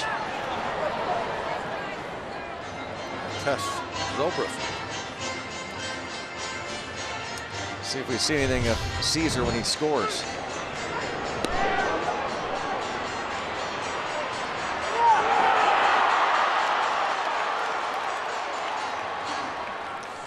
Well, I think there's maybe a little bit of a, right there at the end, you see a little bit of a limp. Yeah. Right? I'm thinking it happened when he threw the brakes on right there at home plate. Jordy Mercer to the right center gap. Zobrist cuts it off. Leadoff hit for Jordy Mercer. He's 2 for 2.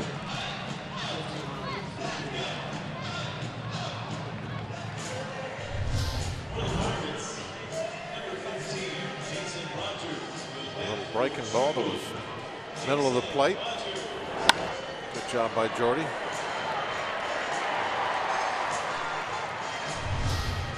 On these situations, it's always about kind of chipping away, not trying to get all 5 of them, 5 runs at one time in one inning.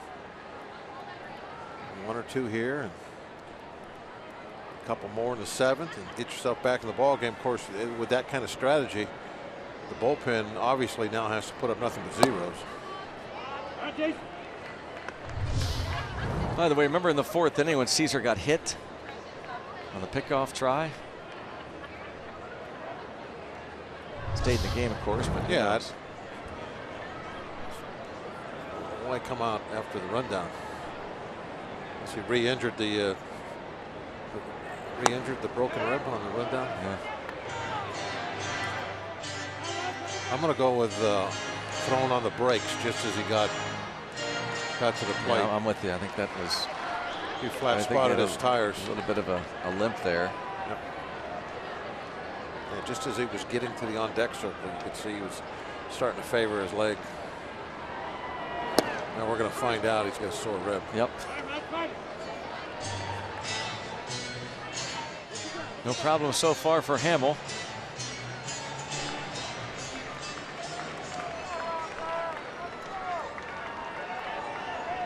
He threw a pitch to Marte. I think it was in the 4th inning, Greg.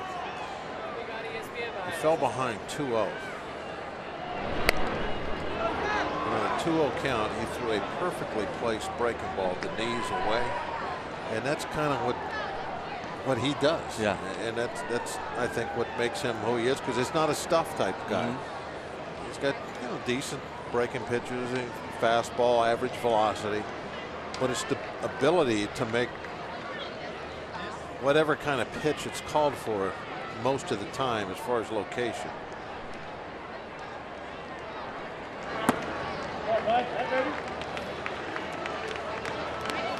But on that 2-0 count, it wasn't like he was just, okay, I'm going to throw a breaking ball just for a strike.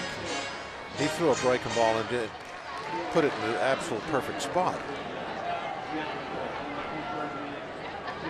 And that's what you see in a pitcher that's really on a roll. Able to make those kind of pitches even in the fastball, what they call, quote unquote, fastball counts. 2-0, 3-1. Need to quit calling them that, because nobody really throws fastballs and fastball counts anymore. That's what it used to be, right? Yeah, it still probably is in the lower levels of baseball. Yeah.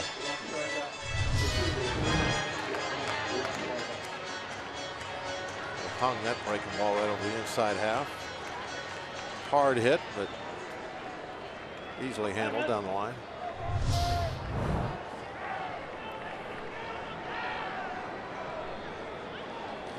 Still 2-2 on the pinch hitter, Rogers. Las Diaz flinched a bit, 3-2. Hamill hasn't walked a batter yet.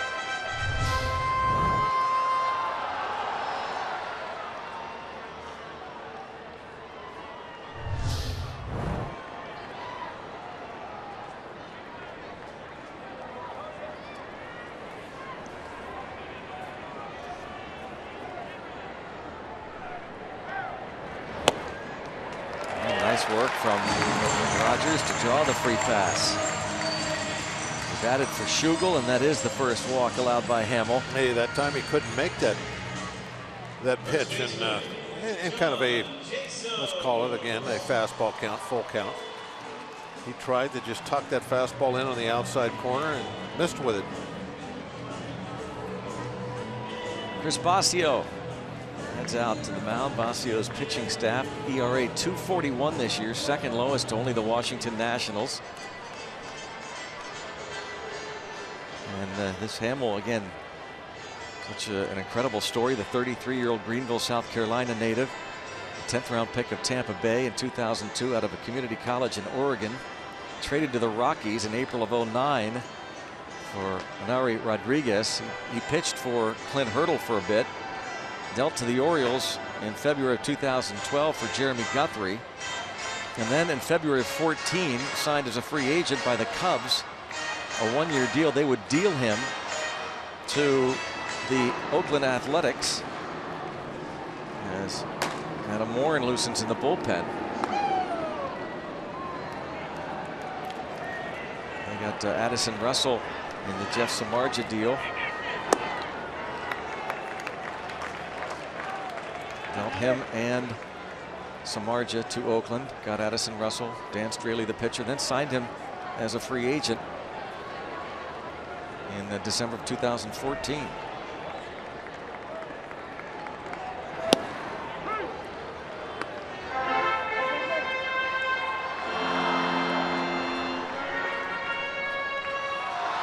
Reasonable pitch count, but it looks as though Joe Madden would go to a reliever early if he thinks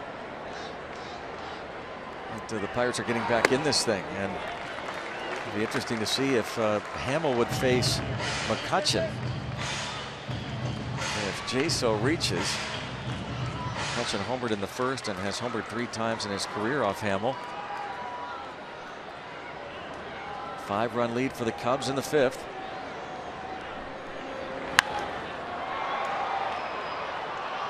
Going to be out of play.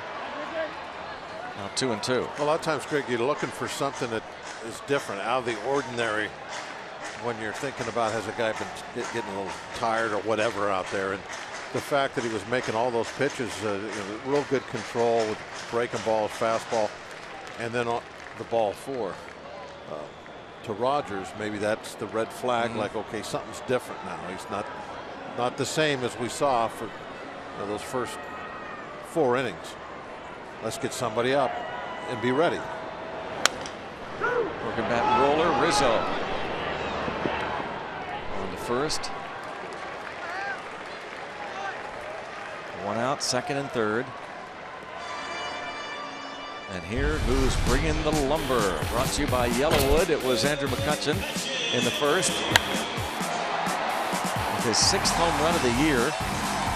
Got the Pirates the early lead, 1-0. Cubs scored twice in the 3rd, 4 in the top of this 5th. And now even a McCutchen hit can get the Pirates back in this thing. Down 5. 2-minute scoring position.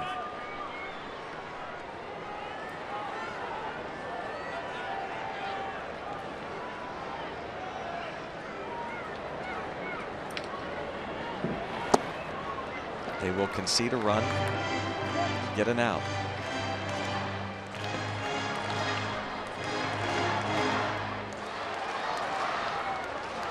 When you're down 5 runs in the middle part of the ball game, these kind of situations, you almost feel like, hey, somebody has to come through and get these 2 runs.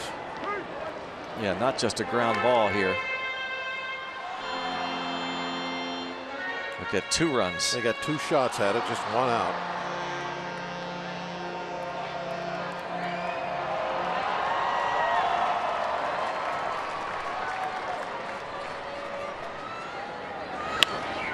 To 3rd.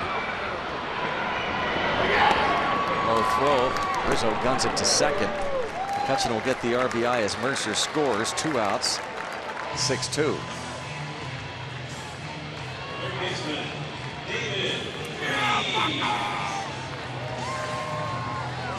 One more run out of this inning would be great. 6-3 just seems much more doable when you're trying to catch up.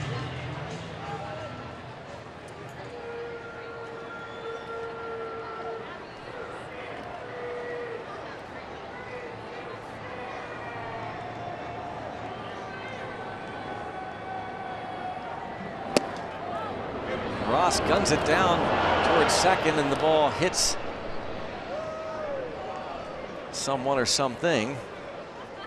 Might have got Rogers as he was trying to slide back in. They're definitely trying to pick him off, aren't they? Yeah. Rizzo tried to get him, and now Ross.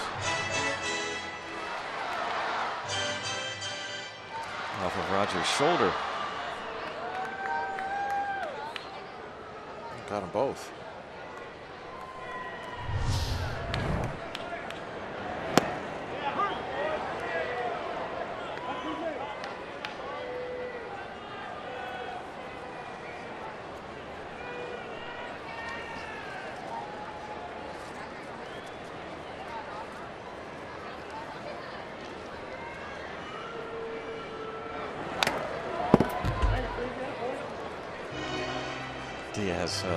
Diaz checks on Ross. I'd like to see Freese get another one just like that. That was a little spinner. The ball didn't break very much. It just kind of laid there in the middle of the strike zone. See that reaction from Ross. Had some concussion issues himself a couple years ago.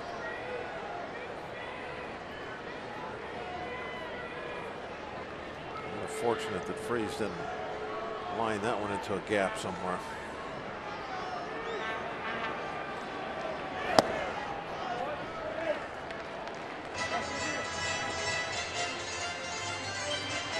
Freese has singled and bounced to short.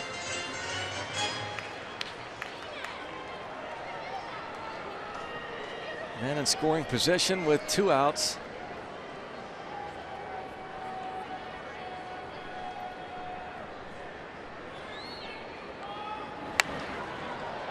And it stays 2-2.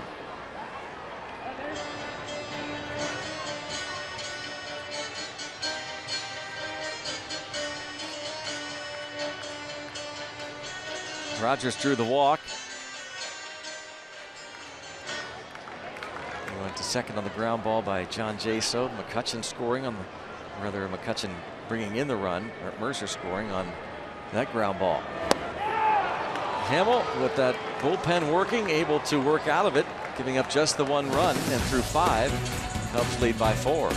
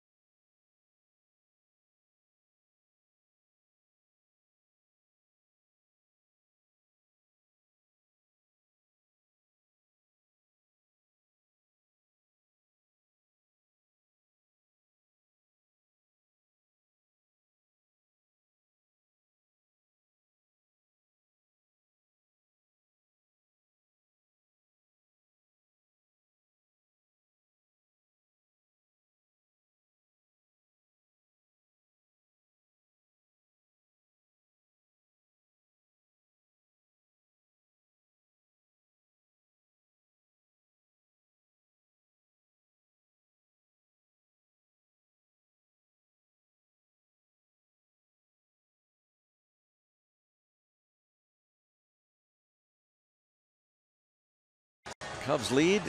Go to the 6th inning. Ladies get on board with Pirates baseball for Lady Bucks night. Packages include a game ticket, access to pregame catered event, and an exclusive Pirates promotional gift. Go to pirates.com/ladybucks. Buy your Lady Bucks night tickets today. Some ladies rooting on the Pirates. Jason Rogers remains in the game to play 3rd. So Freese out of there. Kyle Lobstein now on the mound. Lobstein's gotten a lot of innings, hasn't he? When he comes into the ball game, it's usually for more than a couple of hitters.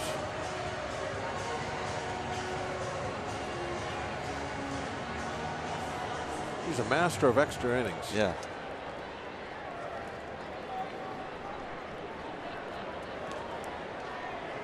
Jason Hamill. A Jake Arrieta lookalike these days with that beard. Pitching like him too.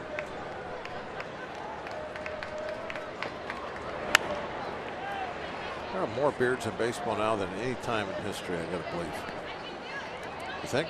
Well, we don't know. I mean, I don't know how many beards were there in like 1910. That's Probably a lot more. No, I think a lot more now because there's 30 teams. Got to go with that. Okay. I knew you'd have an answer.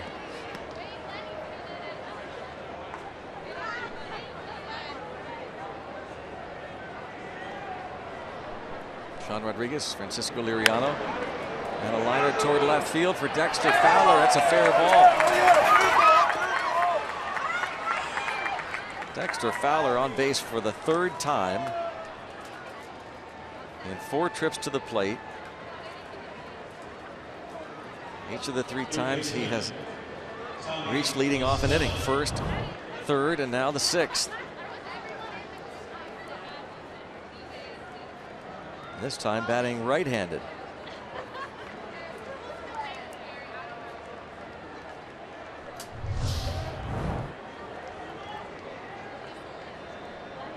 $11 doubles for Fowler. Cubs have had a runner at second base in each of the 6 innings. This is going to get Fowler to 3rd. Tommy La Stella rounds out but moves the runner.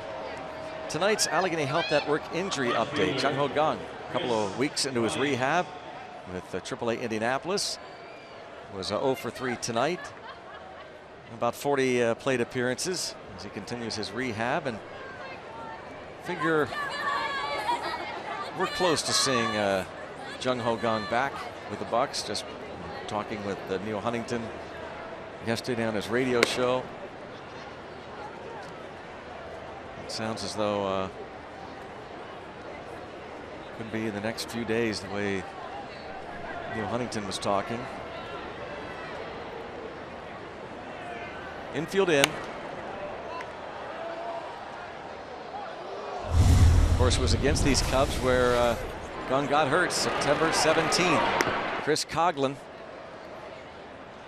now with Oakland, goes in hard and tears up that knee. And as Neil Huntington reiterated yesterday, he said, we can't stress enough how serious an injury that was. Of course, for whatever reason, Joe Madden would later say after the game he thought it was just plantar fasciitis. One of those bizarre things we've heard in a while. I don't know where that came from, but that's what he said. 3-1 on Chris Bryant.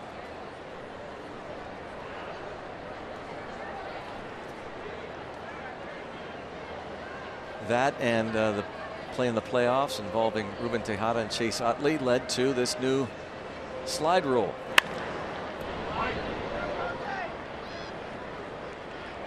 As they look to protect these players.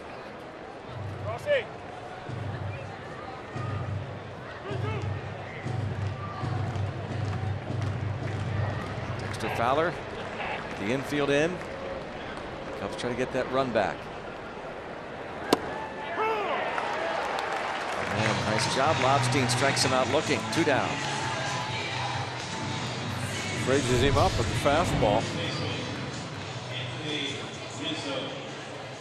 Right there, good solid strike. Majority of that baseball over the plate. Now the infield can move back. Anthony Rizzo to the plate. Pair of doubles against Cole.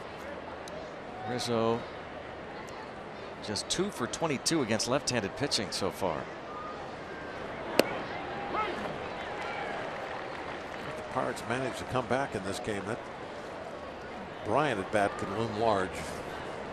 Taking strike 3, not getting the ball put in play. Oh, big man. block from Cervelli. That one is just, you got to get out there and just hope.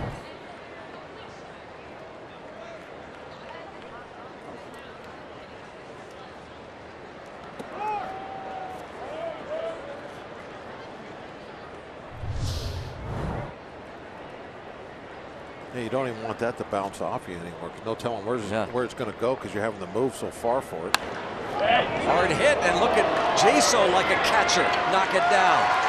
We saw Cervelli save a run by letting that ball hit off his chest. Jaso, the former catcher, keeps that ball in front of him. And the Cubs do not score in the 6th, but still lead 6-2.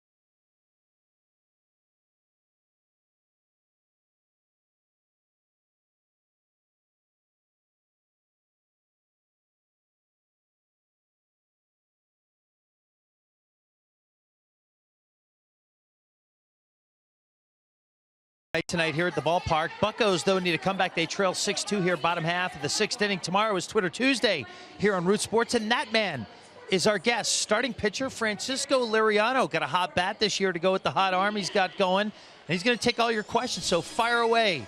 Use the hashtag Bucks Tuesday when you send in your question. Feel free to tweet us at Root Sports Pit on Twitter. We'll select the best, answer a few in the pregame, answer a few during the game. I know Francisco Liriano, Greg and Bob, not a man of too many words, but he's happy to open up when you talk about the hitting prowess that he's displaying this year, and not a secret to many people who've watched him throughout the year. So ask about that, ask anything, and he'll answer them on Twitter Tuesday, gentlemen. Yeah, he got the win on Saturday against the Reds, like the old Francisco Liriano, 6 2/3, 1 run, no walks, 6 strikeouts, and was 1 for 2 and a line out to right. He threw some really nice change-ups, but it was kind of like he was pitching to contact a little bit more than he normally does in that game.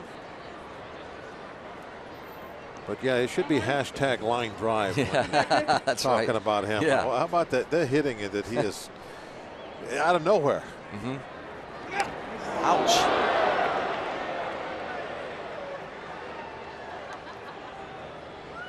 Does it always have to be in a hand?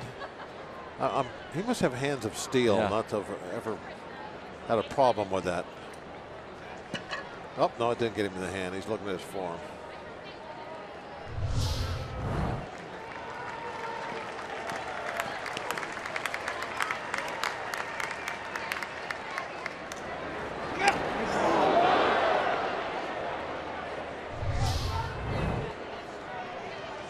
Joe Madden going to go to the bullpen right now. Hamill less than 90 pitches, will go 5+ and leave with a lead.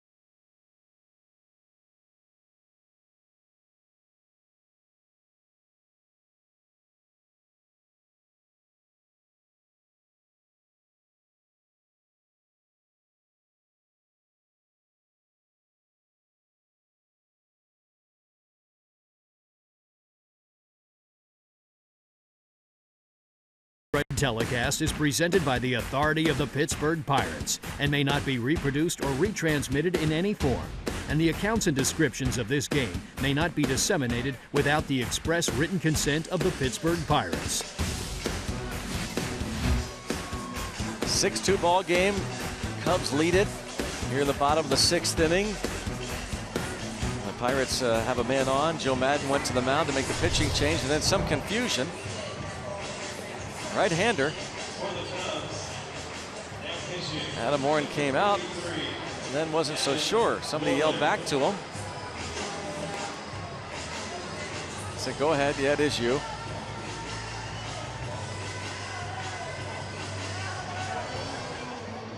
Jeff Nelson says, "Let's go." Right-hander. They had a righty and a lefty. I didn't see anything that would have caused confusion there. No, I didn't either. The right hand was, by both of them, was raised several times. I don't know who it was that yelled in his the bullpen, the bullpen coach, Chad Noble or whoever it was. Looks as though they yelled to Warren.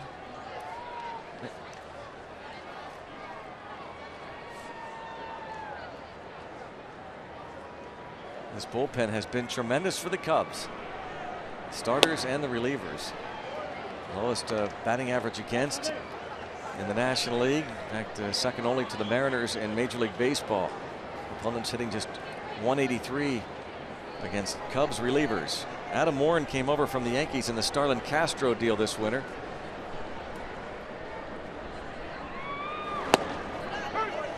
Well, Joe Madden sure seemed like he wanted to get into that bullpen tonight. Had it up and throwing last inning. And then here, one hitter into the inning makes the change. Cervelli certainly knows Warren from their time with the Yankees.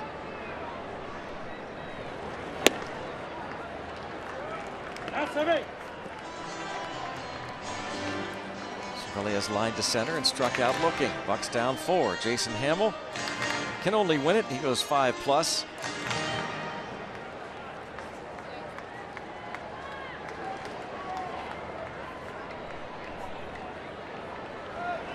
Runner goes. Marte is out with the Pirates down 4 runs. I'll tell you what, that had to be a great tag if he's out.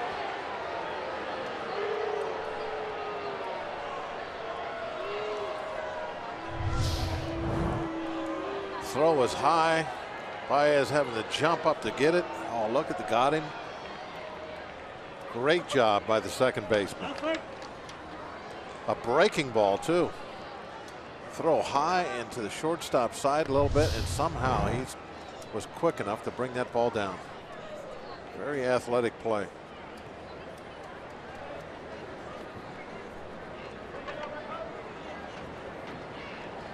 Ross is going to have to give him a nice, good going. Nice job in between innings.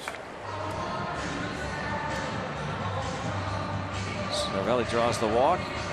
Take a look at the Nissan Road Ahead starters for the rest of this series. Jake Arrieta against John Neese tomorrow night, and then Wednesday afternoon it's John Lester against Juan Nicasio. Neese looks to go 4-0. Arrieta looks to go 6-0.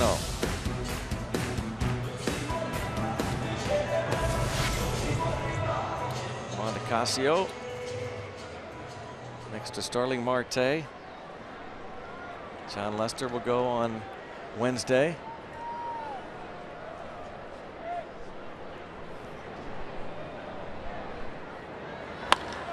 And Polanco, a fly ball to center.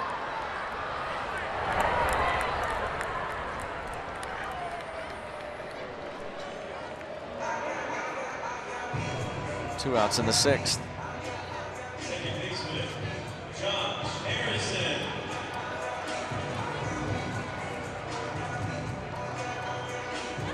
Josh Harrison has lined to first, fly to right. Entered the game with a 10-game hitting streak.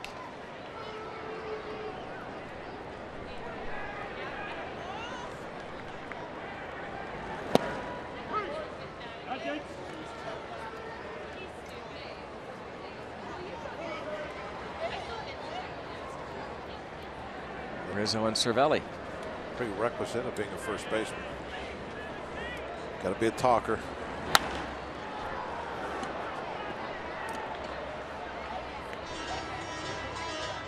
It's almost like if you're a first baseman, you can't wait till somebody gets on. Yeah, you talk to somebody, right? Yeah.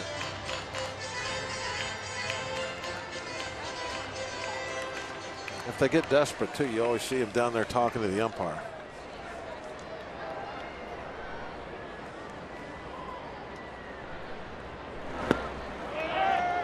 Warren comes in and was on the mound when Marte was caught stealing. Walks Cervelli, but gets the fly out of the strikeout.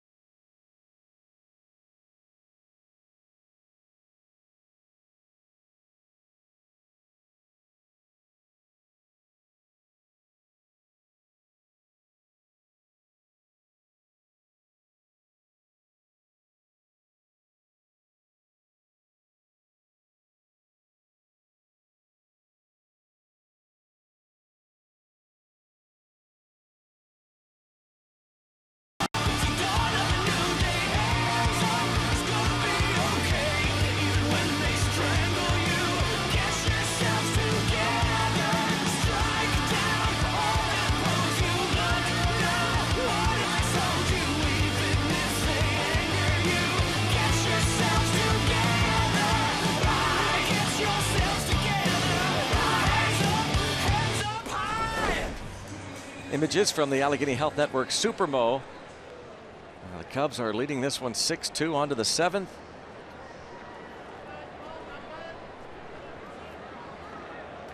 Ben Zobrist leads off. And he is hit the very first pitch. Las Diaz is going to warn both benches. That seemed pretty obvious. Yeah, that looked a little suspicious, I guess you would say.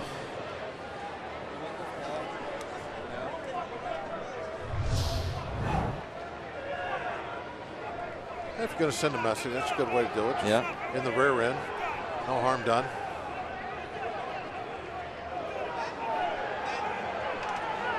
Well, now Madden was barking. The Pirate bench returns. Clint Hurdle and Joe Madden have a strong relationship. Cervelli fired up.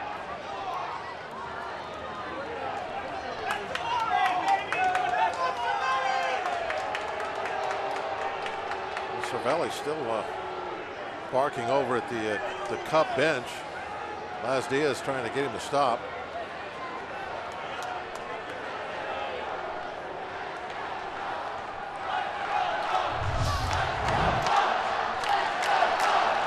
Madden yelling at Lobstein. Lobstein, who, me?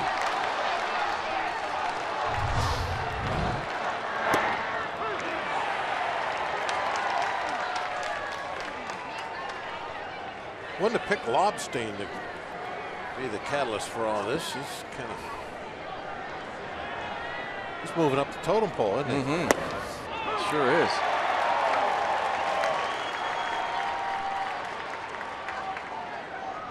that kind of thing might fire up that dugout, get everybody going, maybe get back in this ball game. Got to get out of this inning now. That's the hard part. Nobody out, man on. Sean Rodriguez was as fired up as anybody that wild card game last year. Actually took it out on the Gatorade cooler. His ball's popped up. Jaso makes the catch. Speaking of the wild card game, Cervelli had been hit.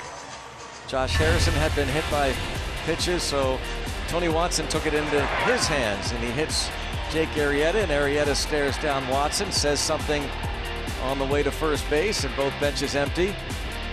Sean Rodriguez in the middle of it, tries to get a punch or two in. Here at Cole.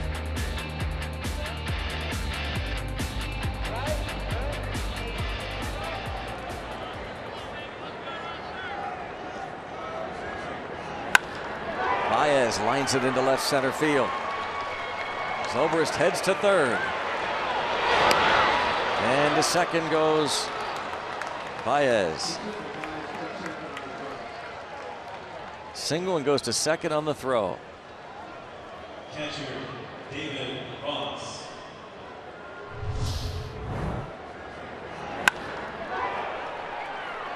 Now this is one of those things you don't want to have happen to you, where you make that throw into third and have the trail runner sneak into scoring position behind him.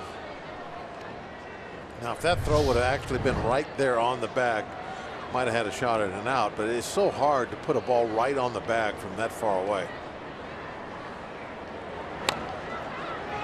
Dribbler by Ross.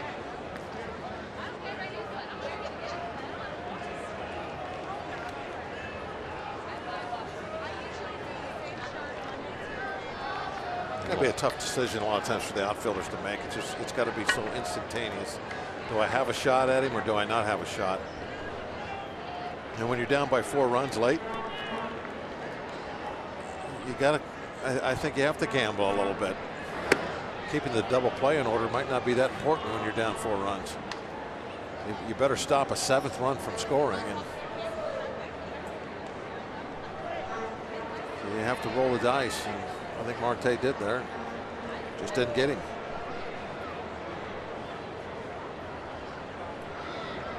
You know, if it's in the 2nd inning or 3rd inning of the ball game, you got to probably throw that ball in the 2nd.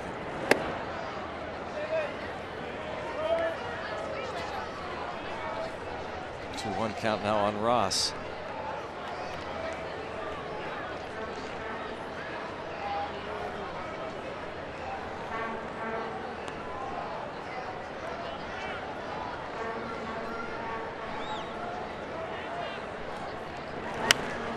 Pop up. Cervelli. 2 outs. Nice.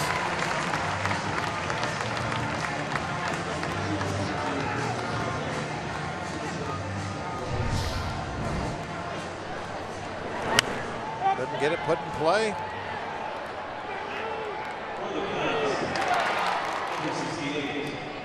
Maybe they won't need that double play. 1 out away now. Jorge Soler will pinch hit. That's for Warren. Soler hitting 190. Whoa, back to the backstop. And the run scores on the wild pitch.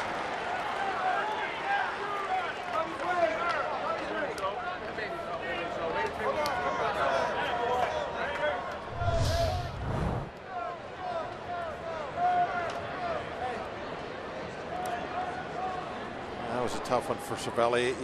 You called for a fastball, and you're setting up inside, and that ball just sails up and away.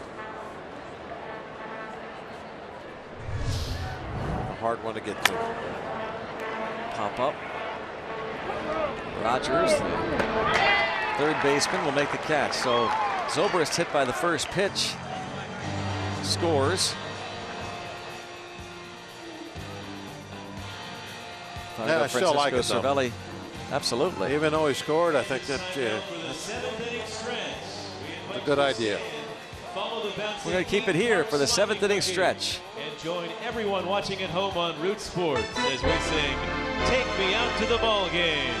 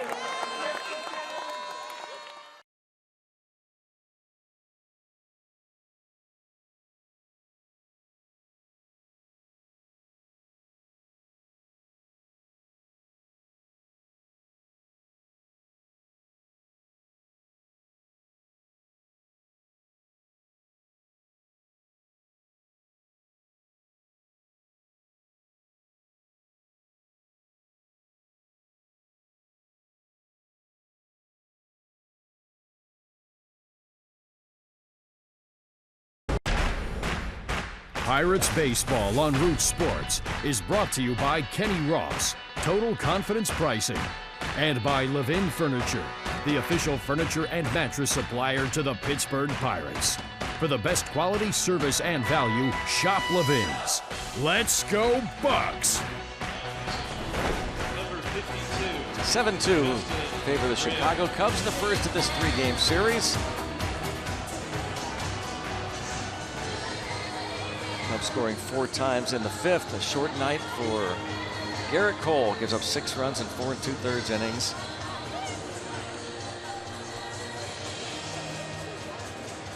Doing the locomotion, Justin Grimm. Here's for the 9th time. Las Diaz reminds him that both benches have been worn. Getting a word there that if you throw inside, I can throw you out. Of course, you can do that anytime you want. You don't have to give warnings. Anytime you think somebody is throwing at somebody, you can toss them. So a warning really, in that way, doesn't really mean much.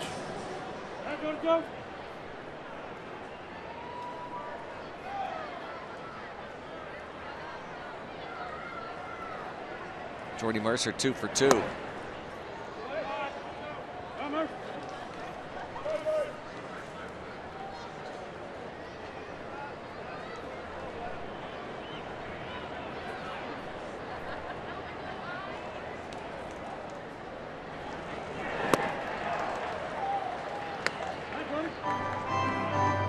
Justin Grimm, part of this very strong bullpen.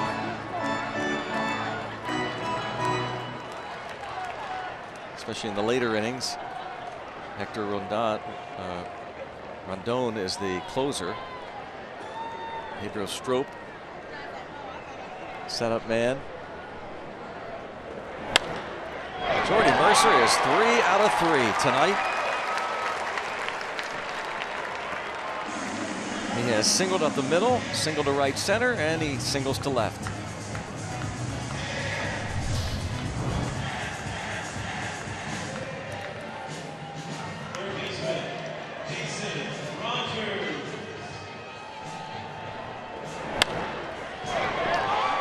Three-hit night for the Buccos shortstop.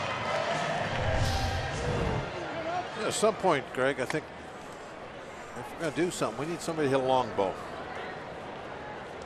Sometime this inning would be really get everybody fired up. Their blood's kind of going right now anyway. The Buccos could get a long ball here. That bench would really come alive. They desperately want to win this game.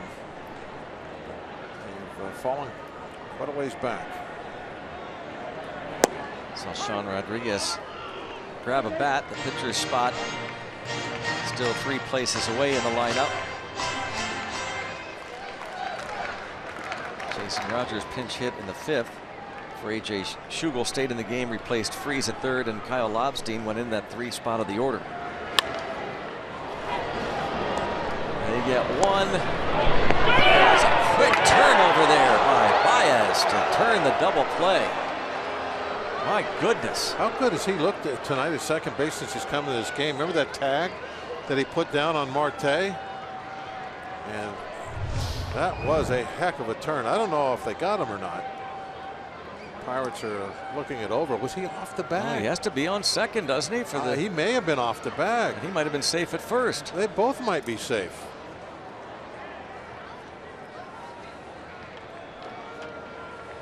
I definitely think he's safe at first, but his foot may have been off the bag at second. I guess they can challenge both. They go. Yeah, they're going to challenge both. They're going to challenge both. That Baez was not on second base. It's part of this new slide rule. You got to. This is really the difference in the rule. Yep. And actually, the rule is kind of hurt the middle infielders more than it's the runners. Yeah. The runners could never slide away from the bag to go after somebody. They shouldn't have been allowed to. They could have always had the double play called if they were sliding wide.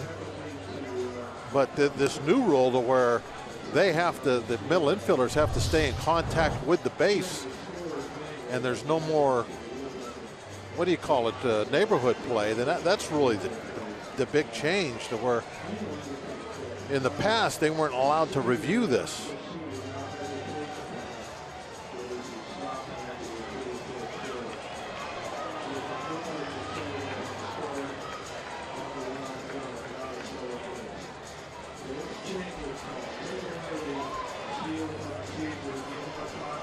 That foot off the base.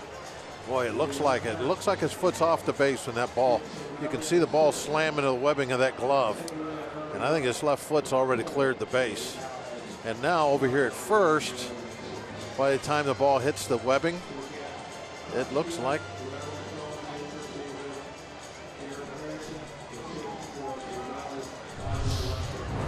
it's close. Both of them are close. No telling, Greg. Could go in any direction. Might take a while. That's probably the best bet.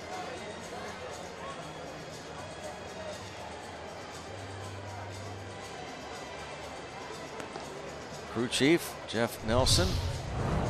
Ben May is the first base umpire. And see here. Rogers' left foot, I think was on the back before that ball hit in the glove.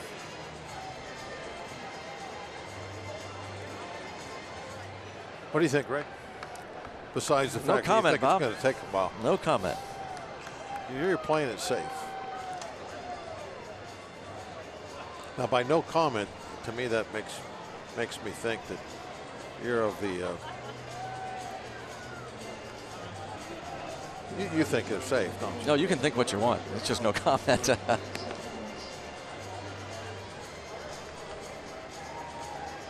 Challenging the play at second and the play at first. It's not. It's against the announcer's handbook to say no comment. No, I wrote up a new handbook in spring training. If you're an didn't announcer, read it. you can't say no comment. Yeah, I can. As of this spring training, I decided what we have to do. We have to comment. No, Ask me something. I'm going to comment on it. You can comment. That's your job. Okay. I like the fact that the guy that brings out the headset has the little badge on his thing that says replay. See that? I like that. What do you think? I agree with you. Okay. I can comment on that. Comment on that. Yeah. It's nice. Lets everyone know what your job is.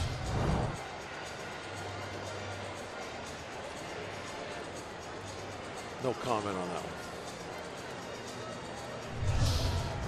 That one, he looks like he might be out. The bottom line is, it is absurd for us to comment on any of these plays because of how many times what we see is not what they see in New York, apparently.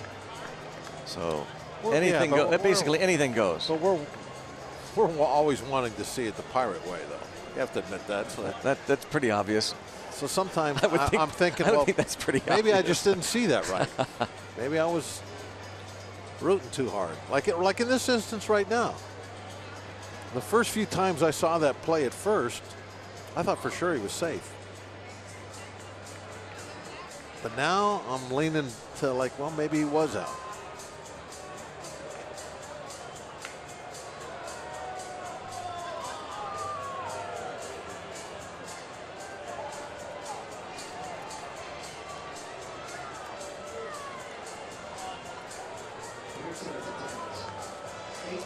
I think we're at 5 minutes since the last pitch was thrown, in case you're curious.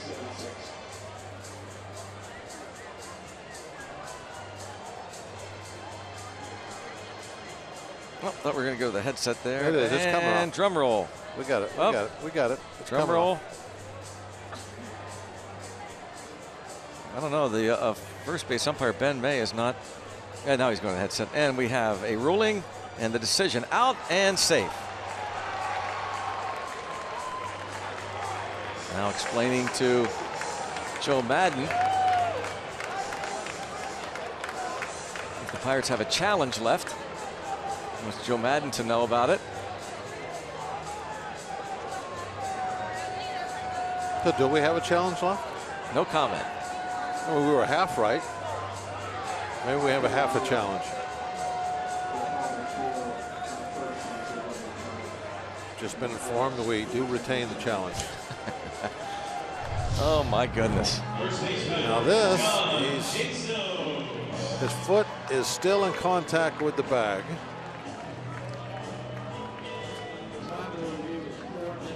See, now I can see, Greg, if I was a Cub announcer, I would have said you can clearly see his foot still on the base.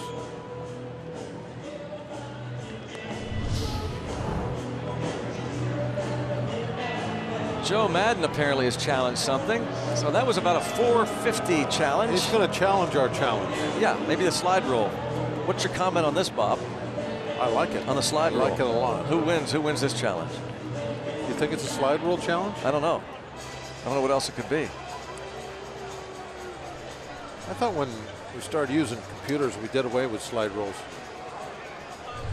Check out the slide here. Jordy Mercer. Straight at the bag, looks like.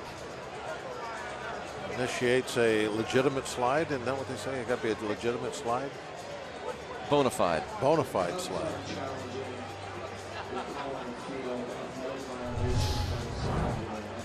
So you say there's no violation? Is that your comment, did you say? I have no comment on that.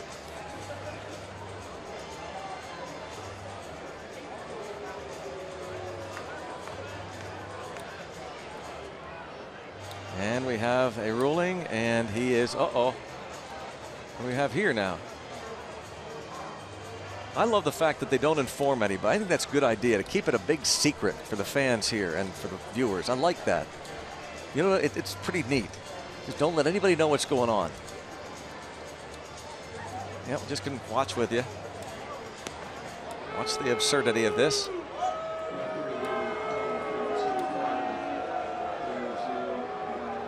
No violation, apparently. So the Cubs now lose their challenge, correct? I would think so. And we've retained ours. I believe that's what we have. Mercer slide. Bona fide.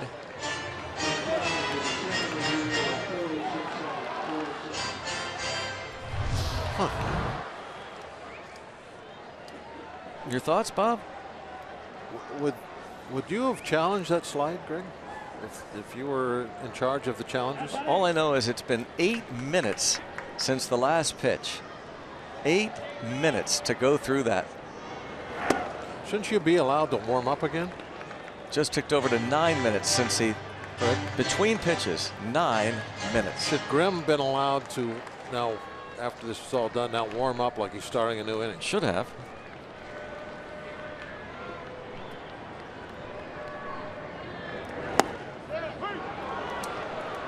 Do you have an opinion about that? 9 minutes? I have no comment on that.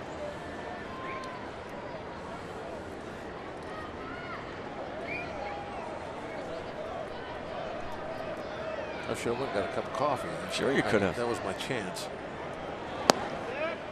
Could have got one for every booth. Your boys in the Cub broadcast booth that were saying that that was not a bona fide slide. I mean, if you're just going to sit here and no comment, yeah, you really should have gone and gotten some coffee for everybody. That's what I meant. So I didn't say anything of any worth. And you went from this very wordy discussion about how this guy was safe, that guy not, and then to nothing. What happened? We got to about the 5-minute mark and I ran out of ammo. We need challenges to be under 5 minutes for Bob to have comments on them. And Jaso ends up striking out.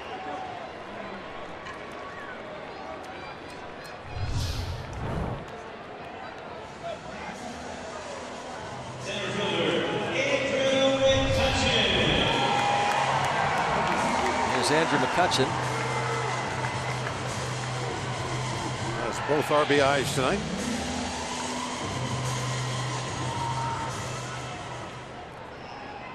Kutch get his second home run. Maybe hit this one to center.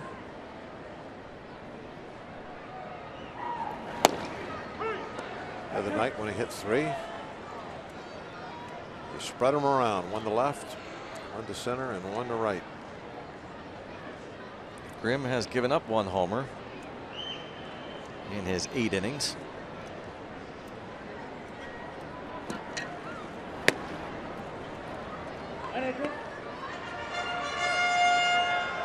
Justin Grimm, great work last year out of the bullpen. He's been a nice pickup for these Cubs in his now 4th year with Chicago. The former Ranger.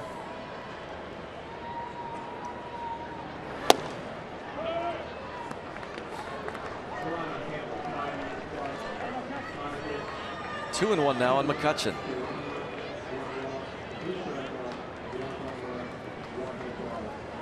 It's an odd color glove, isn't it? No comment.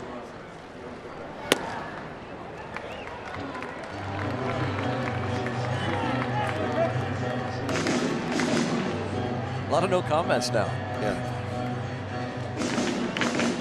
It's going to be like that. That's what happens. Replays after 5 minutes. We're out of ammo. Talking about the color of the glove. Full count. What's popular today? The reason I thought about that is that you see a lot of guys, if they're not going to go with the basic color, you see a lot of guys with the team color gloves. Yeah. But that is just, there's nothing about that glove that says Cubs. That's pretty cool looking though. Yeah.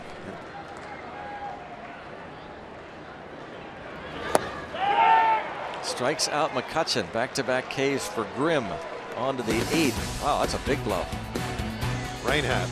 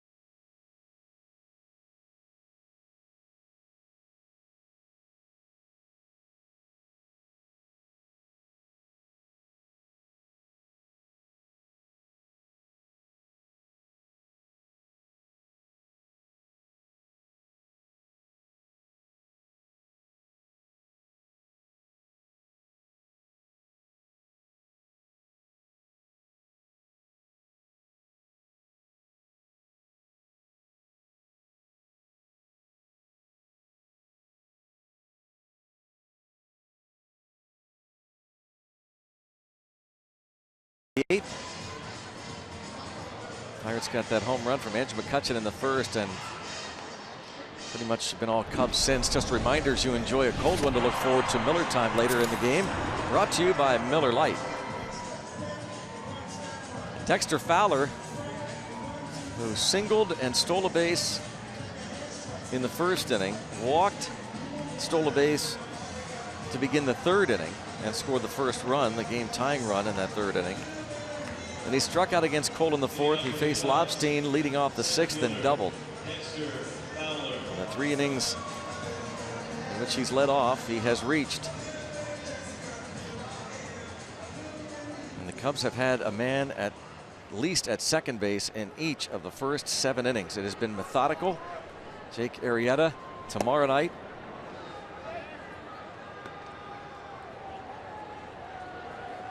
Having a historic run going back to last season. Just ridiculous numbers for Arrieta. 5-0, ERA of 1. Only 6 other pitchers won 5 games in April with an ERA of 1 or lower in baseball history.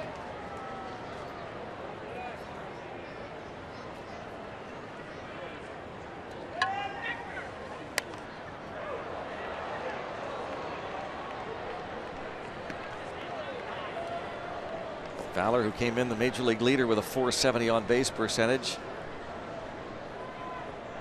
That has gone up.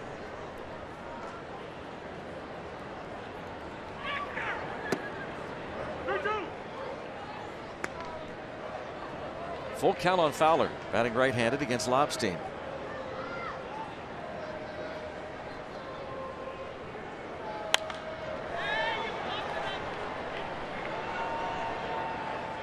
Jaso giving chase. Took off his cap.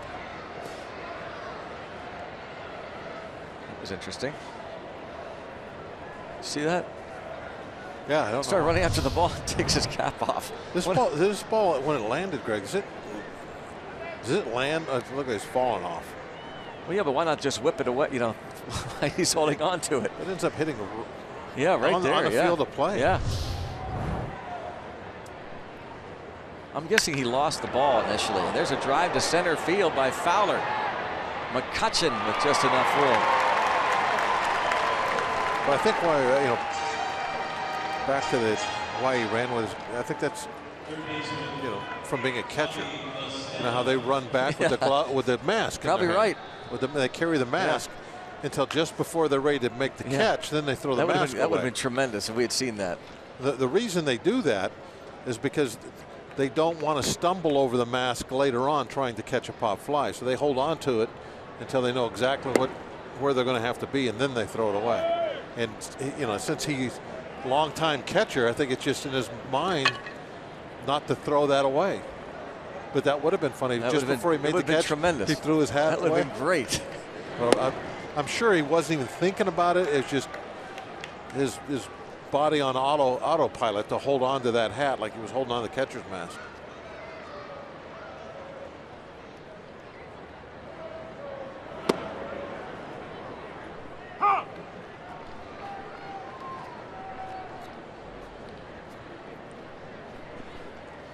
Or maybe it's just a nice hat. He didn't want to get in the dirt. Could be, yeah.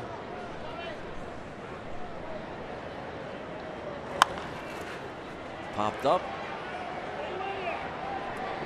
Mercer there.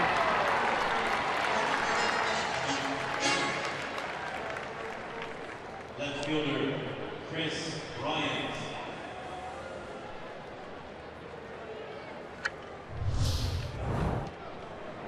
Another look at that last play. Cervelli was going to block that pitch. You have to. There's 2 strikes. I mean, you can't just assume that he's either going to take it or swing at it. You got to get out there and you got to block it in case it's strike 3. You can't let it go to the backstop.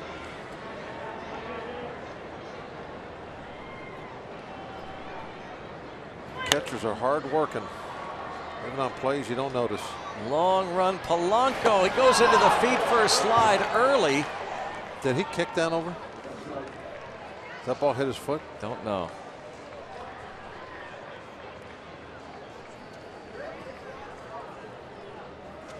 First baseman Anthony Rizzo. That was close. Yeah. Almost kicked it up to himself.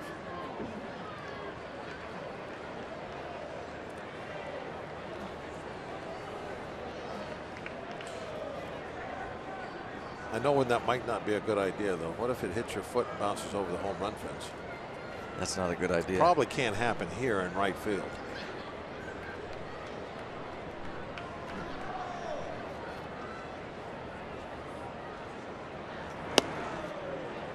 Who was that? The ball bounced off his head and went over the home run fence. Canseco? Yeah, that's right, Canseco. One of my favorite highlights.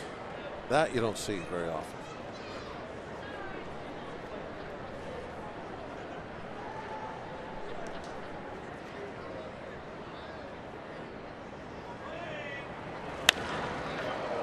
Marte makes the catch.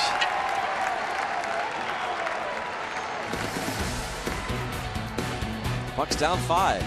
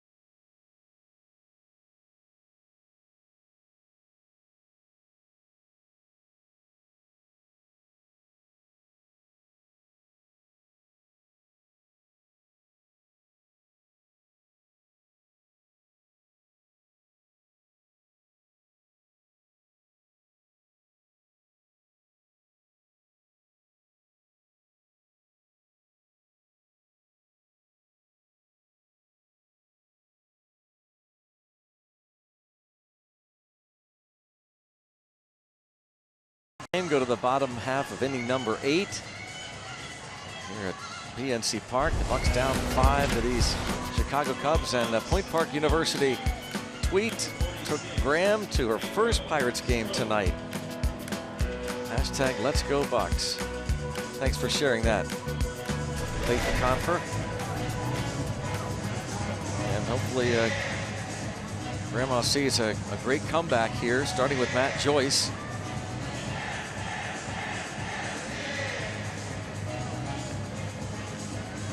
New pitcher for the Cubs, Pedro Strop. This is his 12th outing of the year. Has been very effective. Opponent batting average, a very low 100.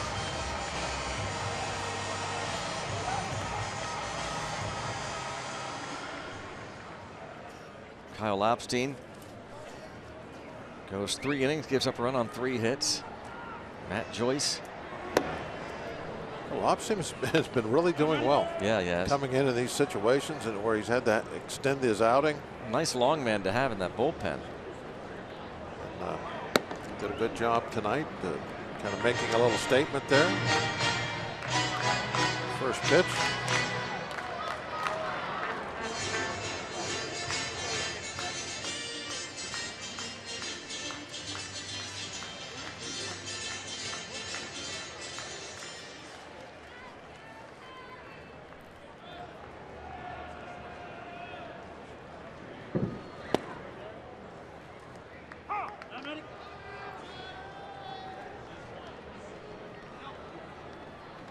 That choice 2-2 count. Has pinch hits in 3 consecutive Pirates games. That's one shy of the franchise record of 4 consecutive team games set by Gabby Sanchez a couple years ago.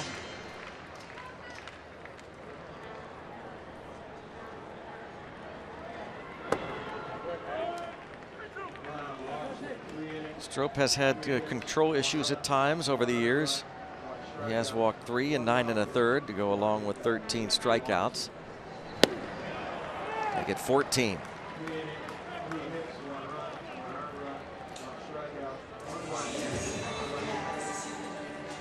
Follow Pirates Baseball live with the MLB.com At Bat app. Stay up to the moment at any moment with game day, live game video highlights, StatCast news, and more. Download MLB.com At Bat, the #1 app for live baseball on your phone and tablet. Yeah, Strop does something a little tricky. He pitches from a stretch position, but twice in that at bat that he had there against Joyce, he kind of turned the stretch position into a windup where he just blows right through the stop. Now they're like right there. See, it's a quick pitch, and because there's nobody on base, it's not a balk because it's just part of a windup.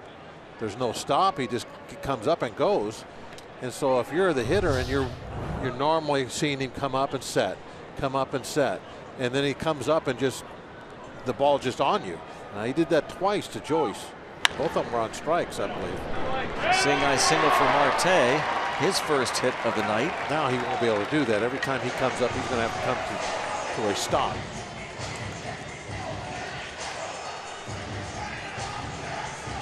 I wonder what impact that has on him that he doesn't do that routine from the stretch.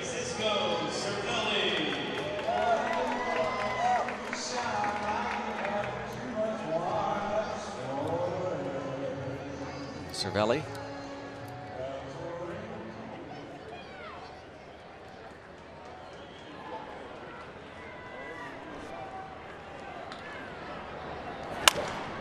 Broken bat, shortstop flips to second for 1, and there is an inning-ending double play. Pedro Strop, a scoreless 8th.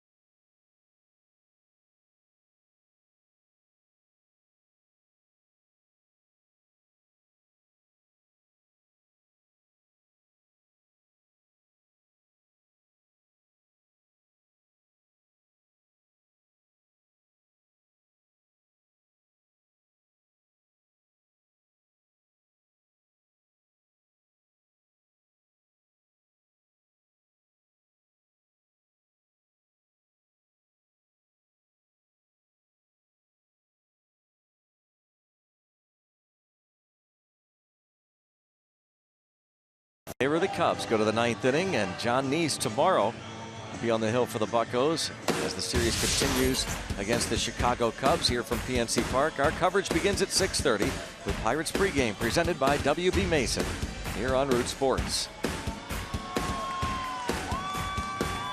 First meeting of the year between these two clubs, the Pirates and the Cubs.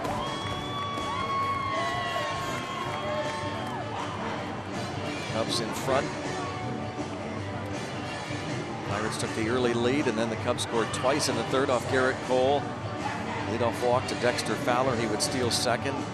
And doubled home by Anthony Rizzo, and Rizzo scored on a Ben Zobrist single. And the Cubs have had the lead ever since as Archimedes Caminero comes on.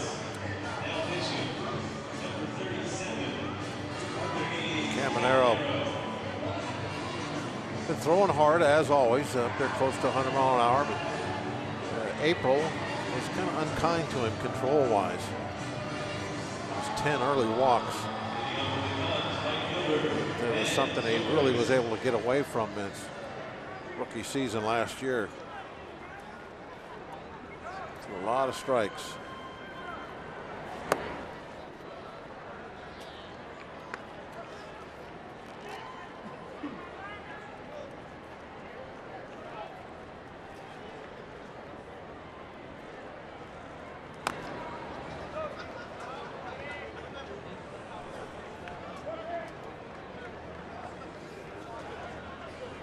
Pitched an inning yesterday, the 9th inning, and gave up a go-ahead run.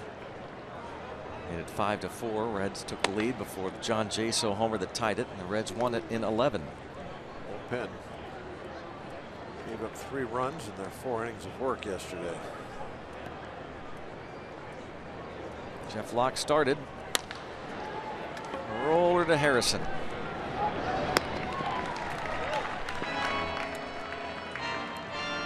Jeff did well. No decision, but shut them out through 5. Got very deep in the game, kept his pitch count in good shape. Excellent control.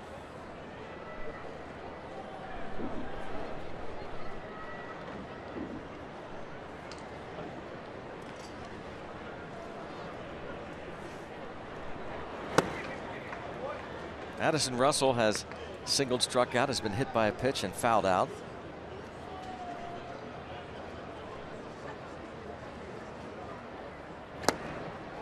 Made his big league debut here at PNC Park April 21st last year at second base. Next night picked up his first big league hit against Vance Worley.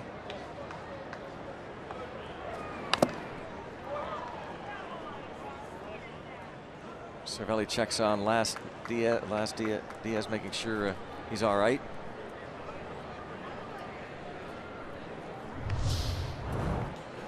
Thought it for a moment that it was going down. Was going to hold him, keep him up. Well, I said, it's got me in the shin guard. I'm fine. Now, last Diaz, he must have grabbed him. Yeah, he did. Got him. Oh. Stewart. Oh, that's funny. Can't do it until time's up. There. Strikeout. 2 up, 2 down. It's good to have an umpire that can do that sort of stuff with guys. Yeah, have fun. In the game. I mean, it's such a long season, Mm-hmm. 6 months. And you better be able to have a little fun with the players. Not against this guy. He's too good.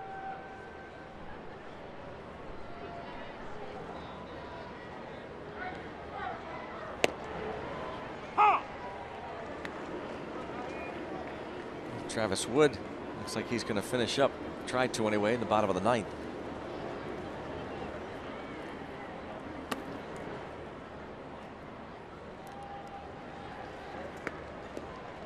Javier Baez came on to play second base. Matt Caesar left the game in the 5th.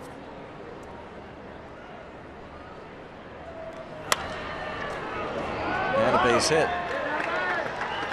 By the way, Caesar left the game with right hamstring tightness.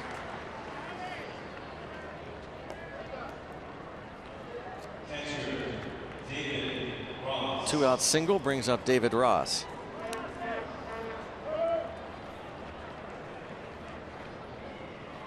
Garrett Cole went 4 2/3, gave up 6 runs, 5 earned. They changed a Caesar stolen base into a caught stealing and an error. A.J. Schugel faced 2 batters, gave up a 2-run single to this man, David Ross, and then had a strikeout to end the 5th. Lobstein gave up 1 run in his 3 innings, and now Caminero Pirates pitchers unable to retire the side in order tonight. It has just been really what we heard about these Cubs, much like the Pirates hitters, extending at bats, battling. Well, they got Cole's pitch count up very quickly tonight. And that's something we've been seeing the Pirates do to the opposition the whole month of April.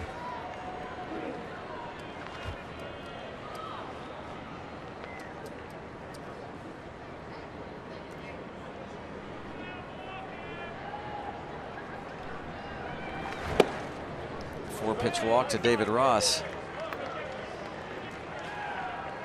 Caminero just has not been able to find any consistent groove. He should adjust his sights a little bit after that base on balls. Clayton Richard, the pitcher, is going to pinch hit. Everything was all in one spot. I mean, every one of his pitches kind of hit the spot that the pitch was previously. You just need to move them over, move the group over a little bit. Occasionally that'll happen to you. You'll get in a bad groove. You literally need to kind of move where you're looking. See the career numbers for the veteran Clayton Richard, who was with the Pirates minor leagues last year in Indianapolis. A sharp ground ball, but Harrison will handle it. And that will do it. Pirates have their work cut out for them as they head to the bottom of the ninth.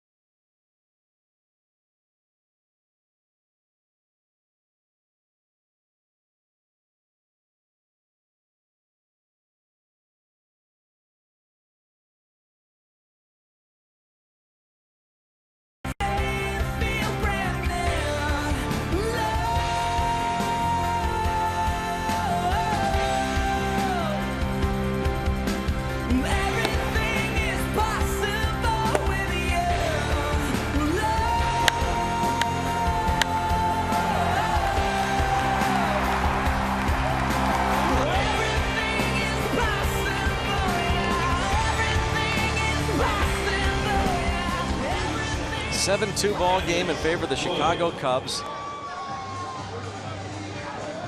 Heading to the bottom of the ninth. The Cubs, who are off to their best start since the mid-30s. 17-6, 3 outs away from making it 18-6 and going 11-2 against the National League Central. Travis Wood will try and finish things off. Boy, everybody that comes in from that bullpen has that nice low opponent batting average. Wood, no difference, 174.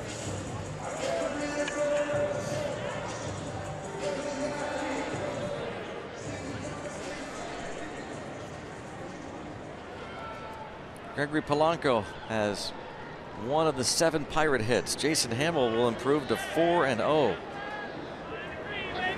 as the Pirates mount a rally.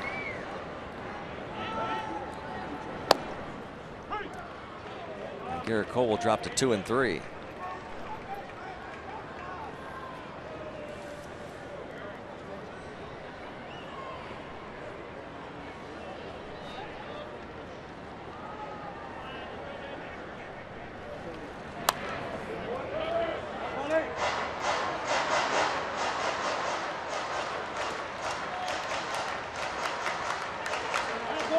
Not giving up. Still trying, got the rally hat on. He's doing his part. Careful. Look out, Mom. Look out, Mom.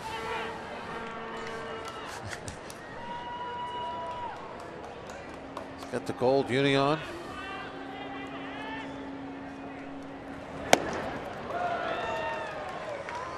Travis Wood strikes out Polanco.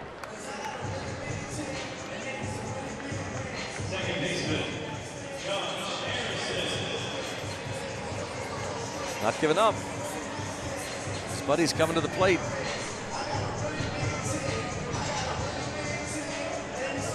You know, Greg, I think the last two shots we're showing there, the wonders of cotton candy. I think you're right. Sharply hit off of the glove, but Baez recovers and throws out Jay Hay.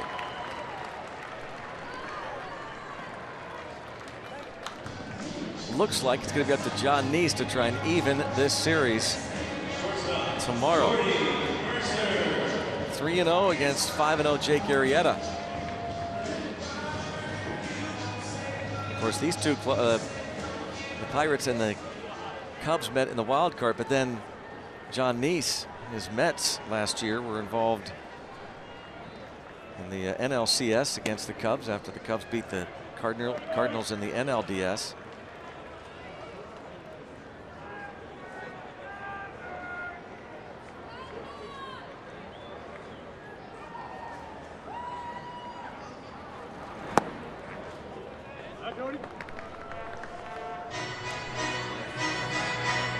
Mercer a perfect 3 for 3.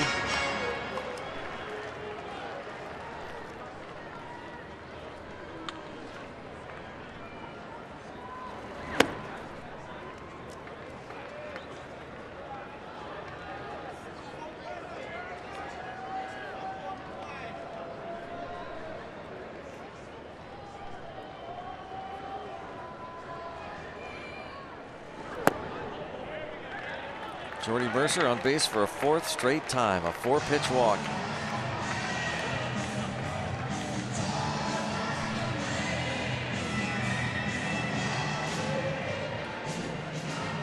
Now lefties have such a tough time with Mercer, but tonight it didn't matter who was out there.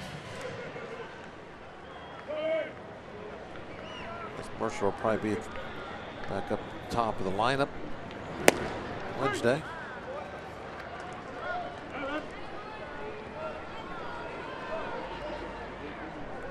Jordy is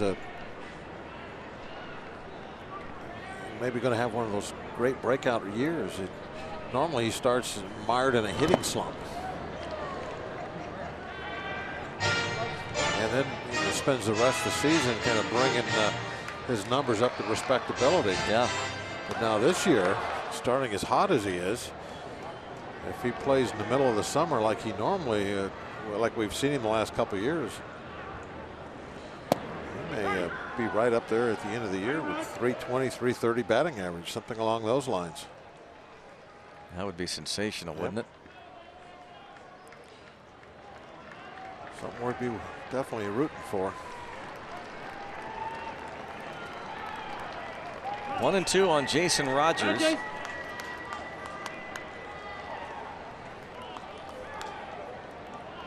Rogers, a pinch hitter in the 5th, walked and then bounced into what looked like a double play. Challenged it, ended up being a force play, and there's a close pitch.